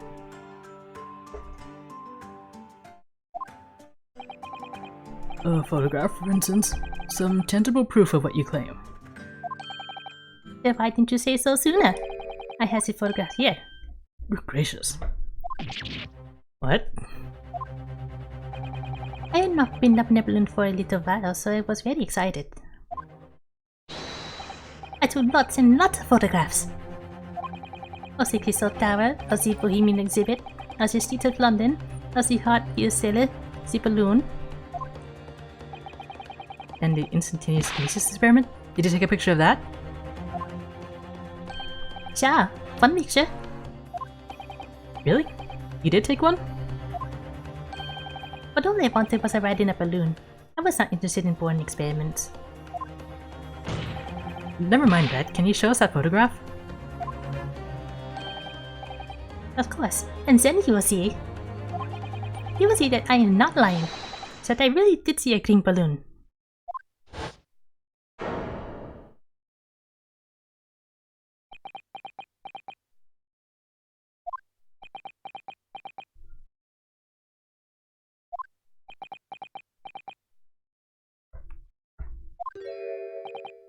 Well, I see you are too shocked to speak. Yes, I think shocked is indeed the word, young man. Sure, perhaps you cannot see that it was a green balloon from this photograph, but... But that is not my fault. That is the fault of the stupid person who made the camera. Ah. With the umlauts and everything.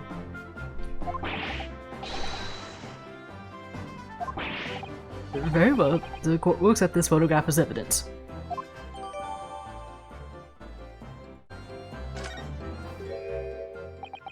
It's not my fault.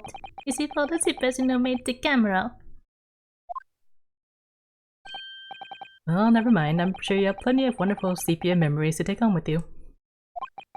In any case, when exactly did you take that photograph? Well, it was on the day of the base explosion. You don't say. When I pressed the shutter release, there was this very loud bang. And a hot wind rushed over my face.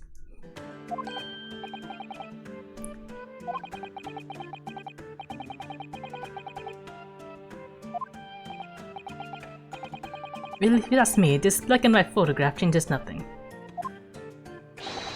I could give the flying fig.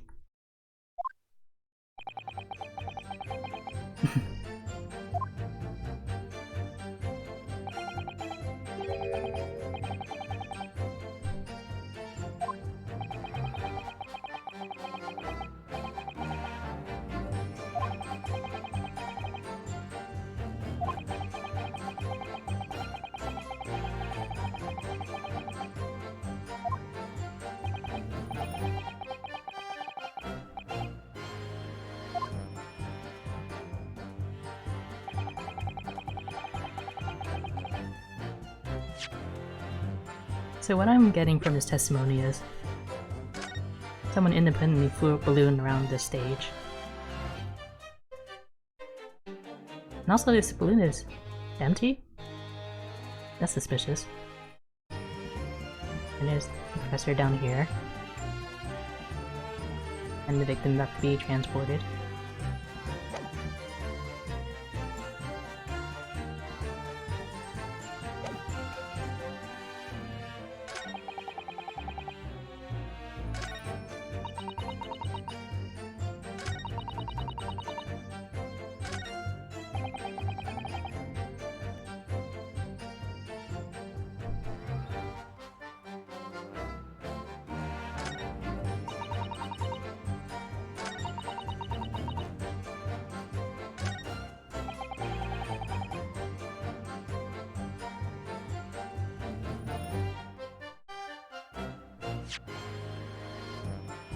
So I guess we're proving that this balloon wasn't one of his since it's suspiciously empty. Objection! Unfortunately, the photograph Mr. Gotts took can't tell us the color of the balloon. But it can tell us something else. Something crucially important. What? It shows that the picture balloon wasn't carrying any passengers. Oh, my goodness, you're right. Surely all the balloons would have been carrying passengers. There would be no sense in it otherwise. To see, therefore pleasure, proceeding the view. My balloons only fly with passengers. This tells us that the picture balloon isn't one of them. When the incident occurred that day, there was a fourth balloon in the skies above the experimentation stage. The mysterious green balloon. I know nothing. Niente. I can only tell you one thing. This balloon was not carrying passengers. It was not one of mine. Objection! There are legal tradesmen everywhere you care to look. Clearly one such entrepreneur decided to capitalize on the opportunity presented by the Great Exhibition. I managed to operate balloon flights on Mr. Loon's patch without him realizing. See, the competizione, trying to steal my profits. I did not notice because of the experimental that went wrong on the stage.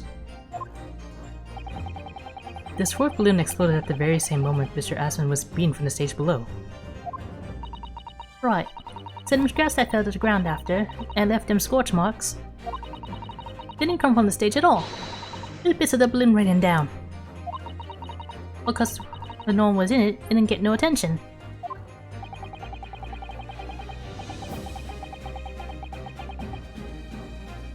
Objection! This photograph shows us nothing more. A stray balloon carrying no one and operated by some rogue trader. Clearly has nothing to do with the case. Its relevance does elude me, I must say. The court has seen sufficient evidence and heard ample testimony already. The prosecution calls for this trial to be concluded.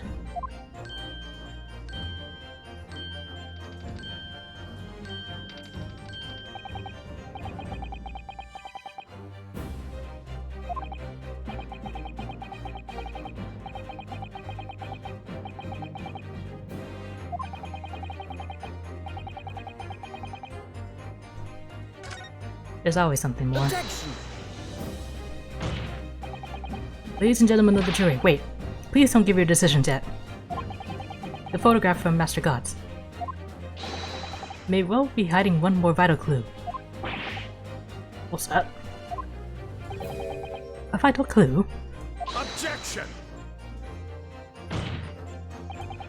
We're well past the point of mere possibilities. It's time for definitives now, so tell the court. What exactly does this alleged clue in the photograph prove?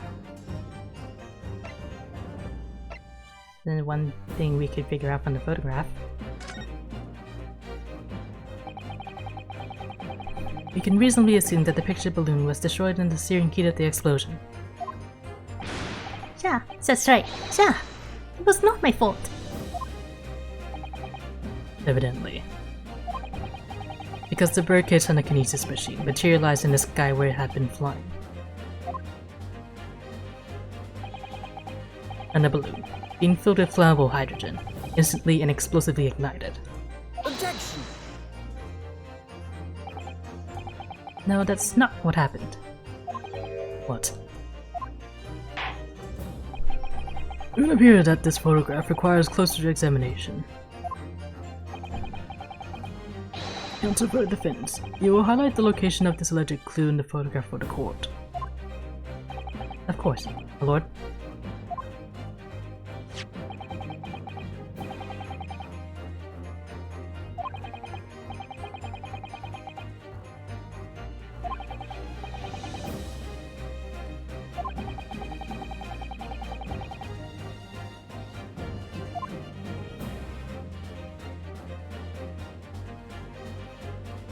I guess this beam of light is suspicious.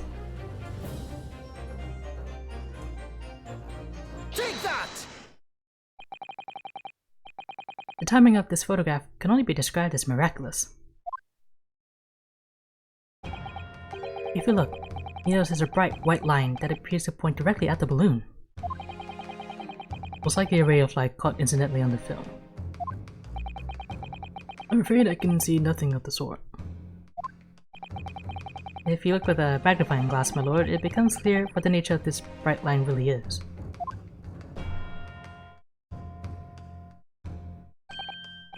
Goodness, what is that? Undeniably some flash of light, yes.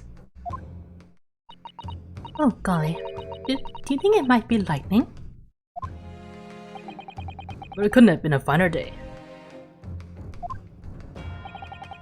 I believe we may be looking at fire.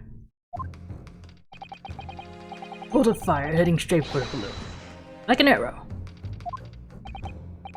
Indeed. Even to my aging eyes, it would appear to be a flame of some sort. My word, are you suggesting this flame struck the hydrogen gas that filled the balloon? Objection! That's absurd. The balloon would have been 60 feet above the ground at the time. No flame could possibly have reached such a height. Objection! Actually, it's my opinion that a particular piece of evidence found at the scene reveals that is exactly what did happen. What evidence? Such evidence exists, Council. And for goodness sakes, present it, man. Whatever explains this mysterious streak of flame that appears to be headed directly for the balloon. I guess for something that could help it reach 60 feet into the air, it has to be its crossbow. Take that! This was found hidden at the foot of a small ornamental tree near the scene. Good lord, is that a crossbow? An arrow dipped in oil instead of light could have been shot from this weapon, sending a flaming arrow straight into the hydrogen-filled balloon. Are you suggesting that crossbow was used deliberately? Well, I mean, you're right. The she could light in the photo looks just like an arrow, doesn't it? Then, the explosion of the balloon, it was very likely the result of a flaming arrow from this crossbow igniting the hydrogen gas inside it. No. Shot through the heart, you're to blame. Order! Order! Council, this is extraordinary supposition. If the aim was to cause the balloon to explode, the shooter could have used a gun, of course. However, there's an obvious reason why that would have been out of the question. The noise of the discharge, of course. That's right. By using the crossbow, the projectile could be fired at the balloon silently. Or at least quieter than a gun. Oh yeah, if someone had shot of a gun in the exhibition grounds, it would cause a real panic. With the big explosion, there was a very big panic anyway, no?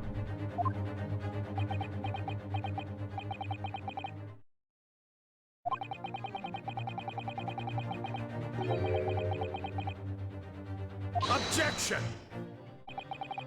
Do you understand the implications of what you're saying, my Japanese friend? If a flaming arrow did indeed hit the balloon, then obviously it would have exploded. And if the birdcage appeared from the cloud of smoke that ensued... Well, wait a minute. What are you really saying here? I don't get it. Was the birdcage beamed up into the sky after all? Or what? My goodness me.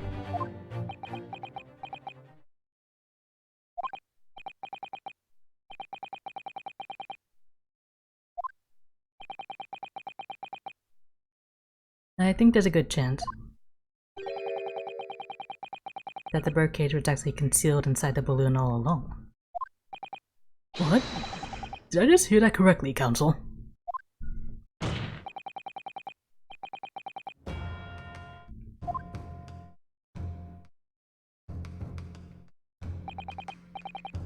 Let's assume, as I said, that the birdcage was hidden inside the green balloon from the start. On stage, when the experiment was started, the birdcage in the instantaneous kinesis machine disappeared in a cloud of smoke. At that moment, the flaming arrow was fired from the ground, causing the green balloon to explode and drawing the attention of the spectators to the sky above their heads.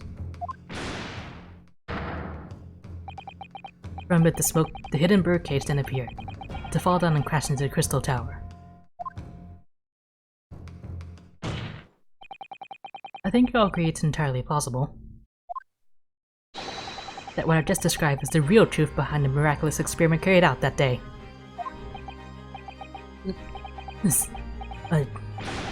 Oh, grief. Objection! This is ludicrous. What we described as no science experiment. It's child's play, a contemptible display of stage magic.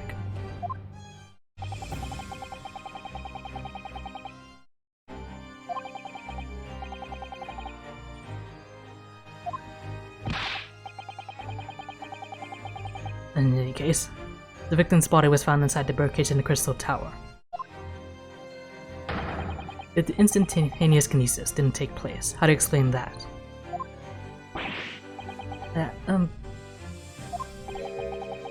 If I may put in a word, as a man of magic myself, these apparent discrepancies can easily be explained by some simple deception. Juror number 3. All that would be needed is a doppelganger, someone who looked very similar to the victim, Mr. Asman, and having this other man appear on stage to show as a body double. The great prestige. Oh yes, of course, so in fact, Mr. Aspen must have been inside the birdcage that was concealed inside the balloon right from the start. Objection! That balloon would have been filled with hydrogen. Anything hidden inside it would have been scattered to the four winds when it exploded. No one would ever have embarked on such a risky venture. Not necessarily. The explosive force of the balloon gas would very much depend on the mixture ratio. Juror number 4. Flying balloons are rarely filled with pure hydrogen, but a mixture of other gases such as helium as well. Helium on its own doesn't explode, but by controlling the gas mixture ratio, the explosive force can be altered. The mixture ratio. Obviously, the victim's body would have suffered some burns. That would be unavoidable. But not to such an extent as to render this whole obscene charade impossible.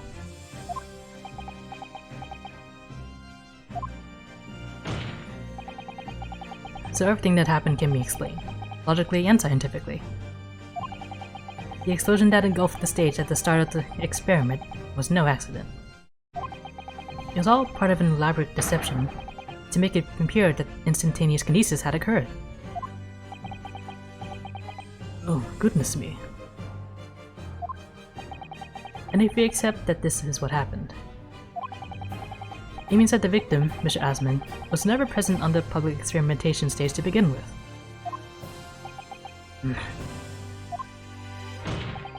In short, he couldn't have been killed by the defendant. He was on stage in full view the entire time.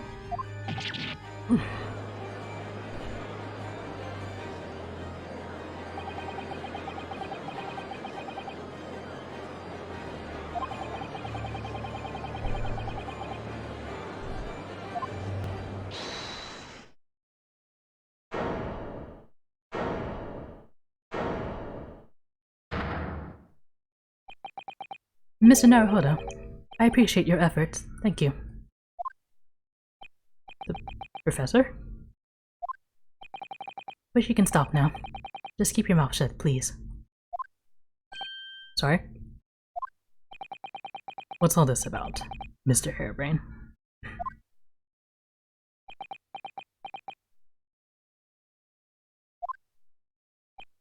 I, Albert Hairbrain, hereby confess that was me who stabbed Mr. Odie Asman.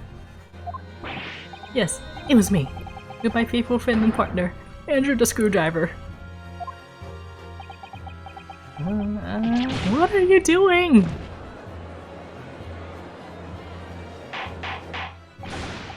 Order! Order! Order! Defendant, explain the sudden confession.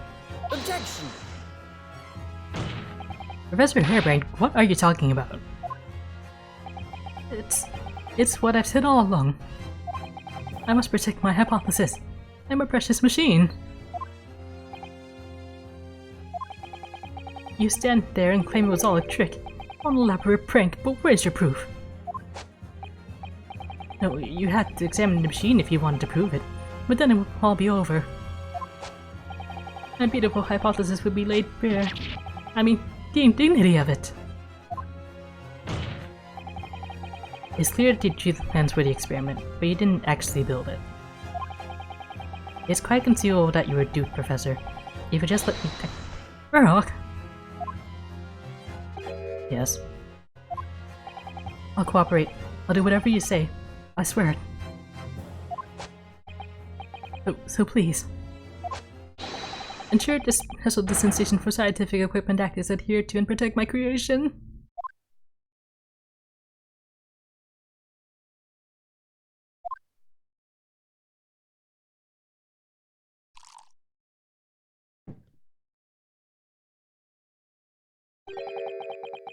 Pray forget the discourtesy of filling my hallowed chalice at this critical juncture.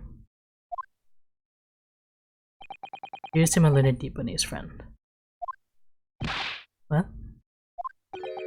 And his upcoming attempt to clarify the defense's position in the light of the accused's confession. Do you intend to formally assert that the experiment was nothing more than a conjuring trick? Because the moment you do,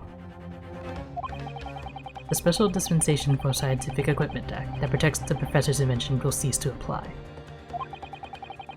The prosecution will then demand a rigorous examination of the machinery involved in order to establish the truth.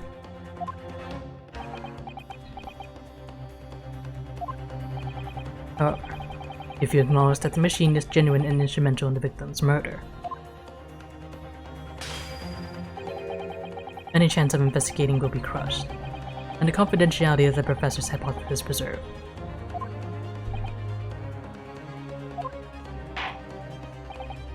Well, Counsel, what is the defense's official position on this matter?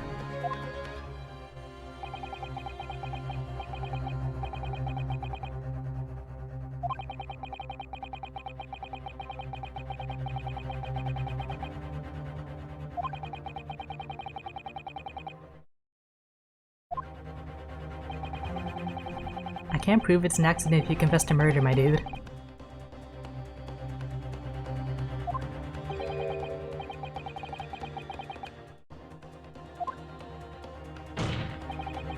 You've been silent long enough. Isn't talking your trade, my learned friend. As all knowledge of English escaped your confused Nipponese mind. I'm having a crisis over here, do you mind? It's in our photo.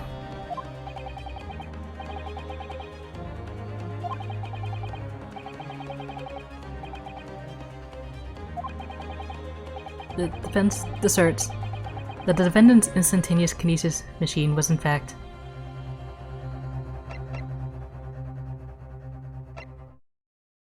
I mean, all the real scientists say it doesn't work. And he doesn't even know how it was made.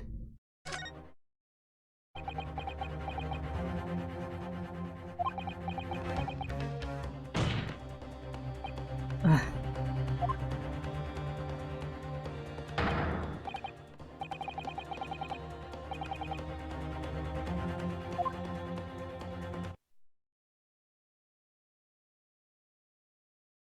Who's there?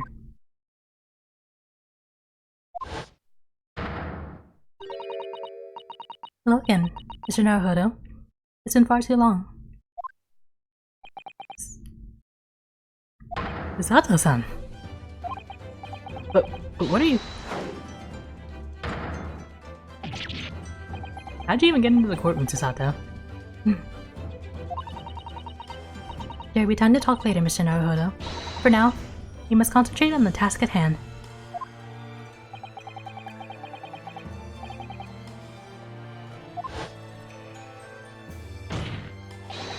Professor Harebrain. Yes? Yesterday, you told me that science is the pursuit of truth. Well, my job is to pursue the truth too. Yes, of course. And personally, I believe that you didn't stab Mr. Asman. I think you've come to realize something yourself too, haven't you?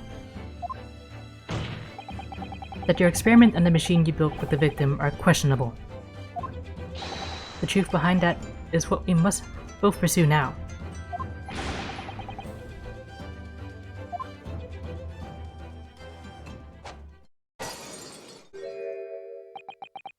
So, you finally opened your eyes.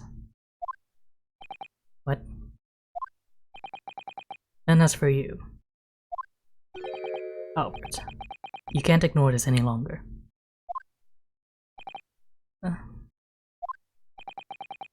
Having heard my learned friend's assertion,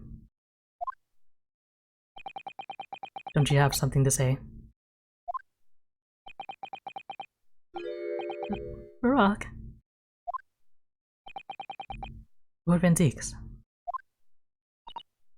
Gosh, I never heard him speak that way before.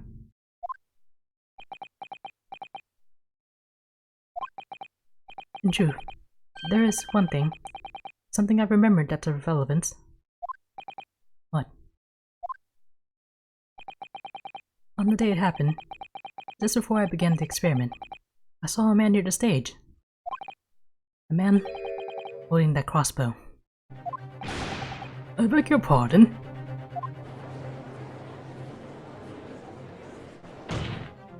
Professor? Did the man have any distinguishing features? What did he look like? Tall. Taller than me. And thin. Thinner than me. With straight hair. Straighter and wider than mine. Let me see. One less lens than me too. A monocle. A rather stylish black monocle. But one thing in particular will help to positively identify the man. You see, I know him very well. After all, he's the engineer who built my invention. I knew he would come into play. What? He built the machine? That's right. Mr. Aspen introduced him to me a year ago. He's a man by the name of Enoch Trevor.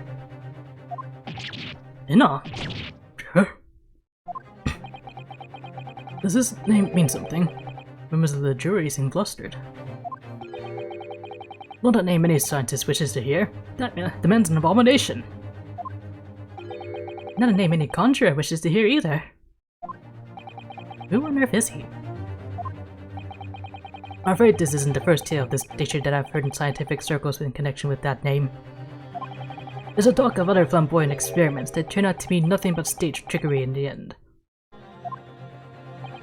Obviously, the rest goes after the government's research grant money.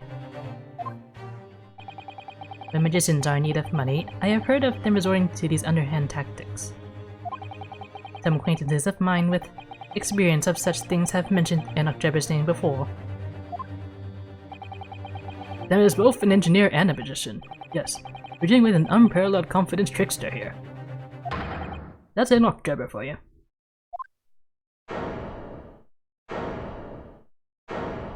He sounds like a fancy dude.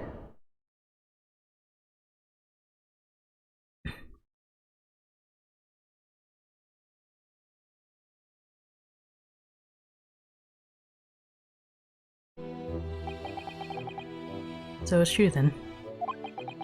My invention. A great machine. It was just a grand delusion. Considering what we've just heard about Mr. Trevor's character, I'm sorry to say that sounds increasingly likely. Even though no one else believed it, I wanted to. I wanted to believe that the machine could function exactly as my hypothesis predicted. Which is why you were so opposed to it being investigated, I presume. I knew that if the machine was examined in detail, its construction would give away my hypothesis. Obviously, I didn't want that to happen, but at the same time, I knew that if it was found to be nothing more than a trick, than a work of deception, then everything I worked towards, all my research, all my dreams, my whole life would be over. I was terrified at the prospect. So you really had no idea then, did you? About the true nature of the machine that was built, and the true nature of Mr. Trevor. I had never questioned anything. I didn't want to question it. It's entirely possible that Mr. Aspen and Mr. Trevor were working together to use you as a means of fraudulently acquiring the research grant money.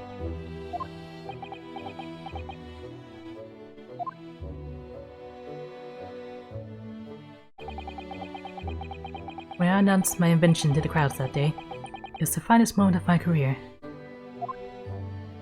I pulled all the levers and turned all the dials in exactly the way Mr. Trevor had described. When the smoke suddenly started billowing out, I panicked. I didn't know what was happening.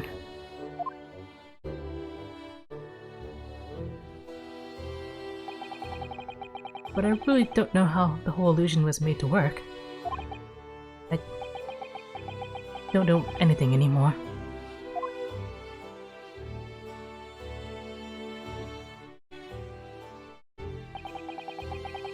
Let me confirm one final point with you, Professor. Do you now consent to the prosecution submitting the necessary paperwork to release your invention from the protection afforded by the Special Dispensation of Scientific Equipment Act? Yes, please go ahead. I'm very sorry.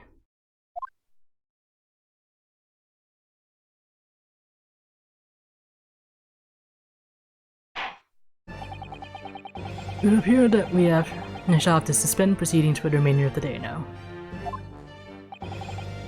Lord Venzik. My lord. The Lord has newly been made aware of another party whose involvement in this matter is critical. Yes, Mr. Trevor. Gather information about the man. If possible, I should like him served with a subpoena. With pleasure, my lord. Now, counsel for the defense. Yes, my lord.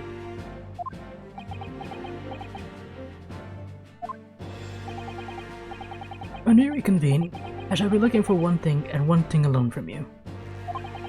Evidence that the defendant is innocent of the crime for which he is presently stands accused. I understand. Good. In that case, this court is adjourned until tomorrow morning.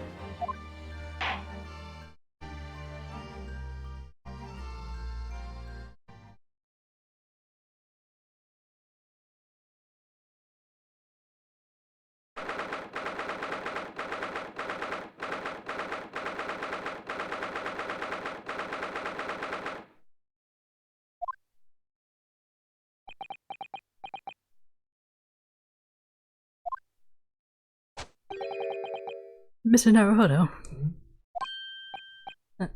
Yes? I'm so sorry. I was wrong. You were right. I tricked you. You trusted me. I dragged you into my mess. Oh, how did it ever come to this? I'm so sorry. Did you really have no idea, Professor? About what Mr. Trevor was really up to, I mean? About what he was really constructing? Naturally! That machine was the embodiment of my hypothesis, of all my hopes and dreams. I had complete faith in it. Alright, in that case I won't say any more. Now, sadly the murder accusation against you still stands. So you must do as much investigation as you can before the trial resumes tomorrow.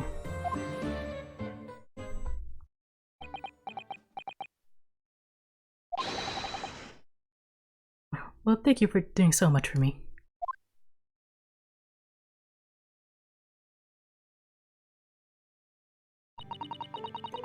I'm so sorry for arriving late this morning, Mr. Naruhodo. Arriving late? Didn't you receive my postcard? I wanted to let you know when I arrive. Postcard? What postcard? I hid it from you, Reno, so it would be a surprise. Well, did it work? I was surprised, alright. It's just when she threw me to the ground. Oh dear, I'm so sorry. I was just so happy to see you again that it sort of slipped out.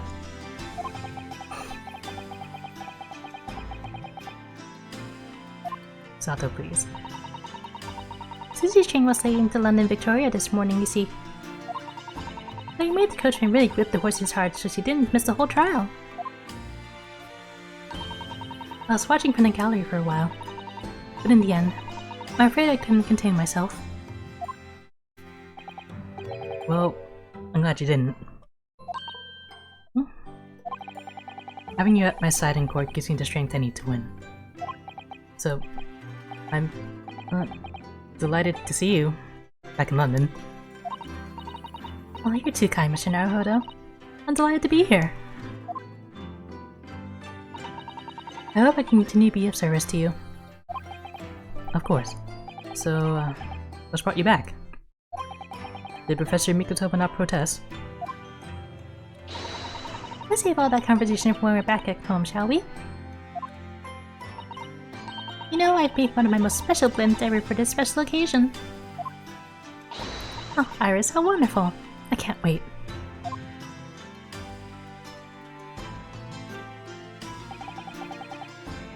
Susato-san was back in London. It's hard to describe how happy that made me feel at the time, but despite my elation, our tale was about to take yet another extraordinary turn.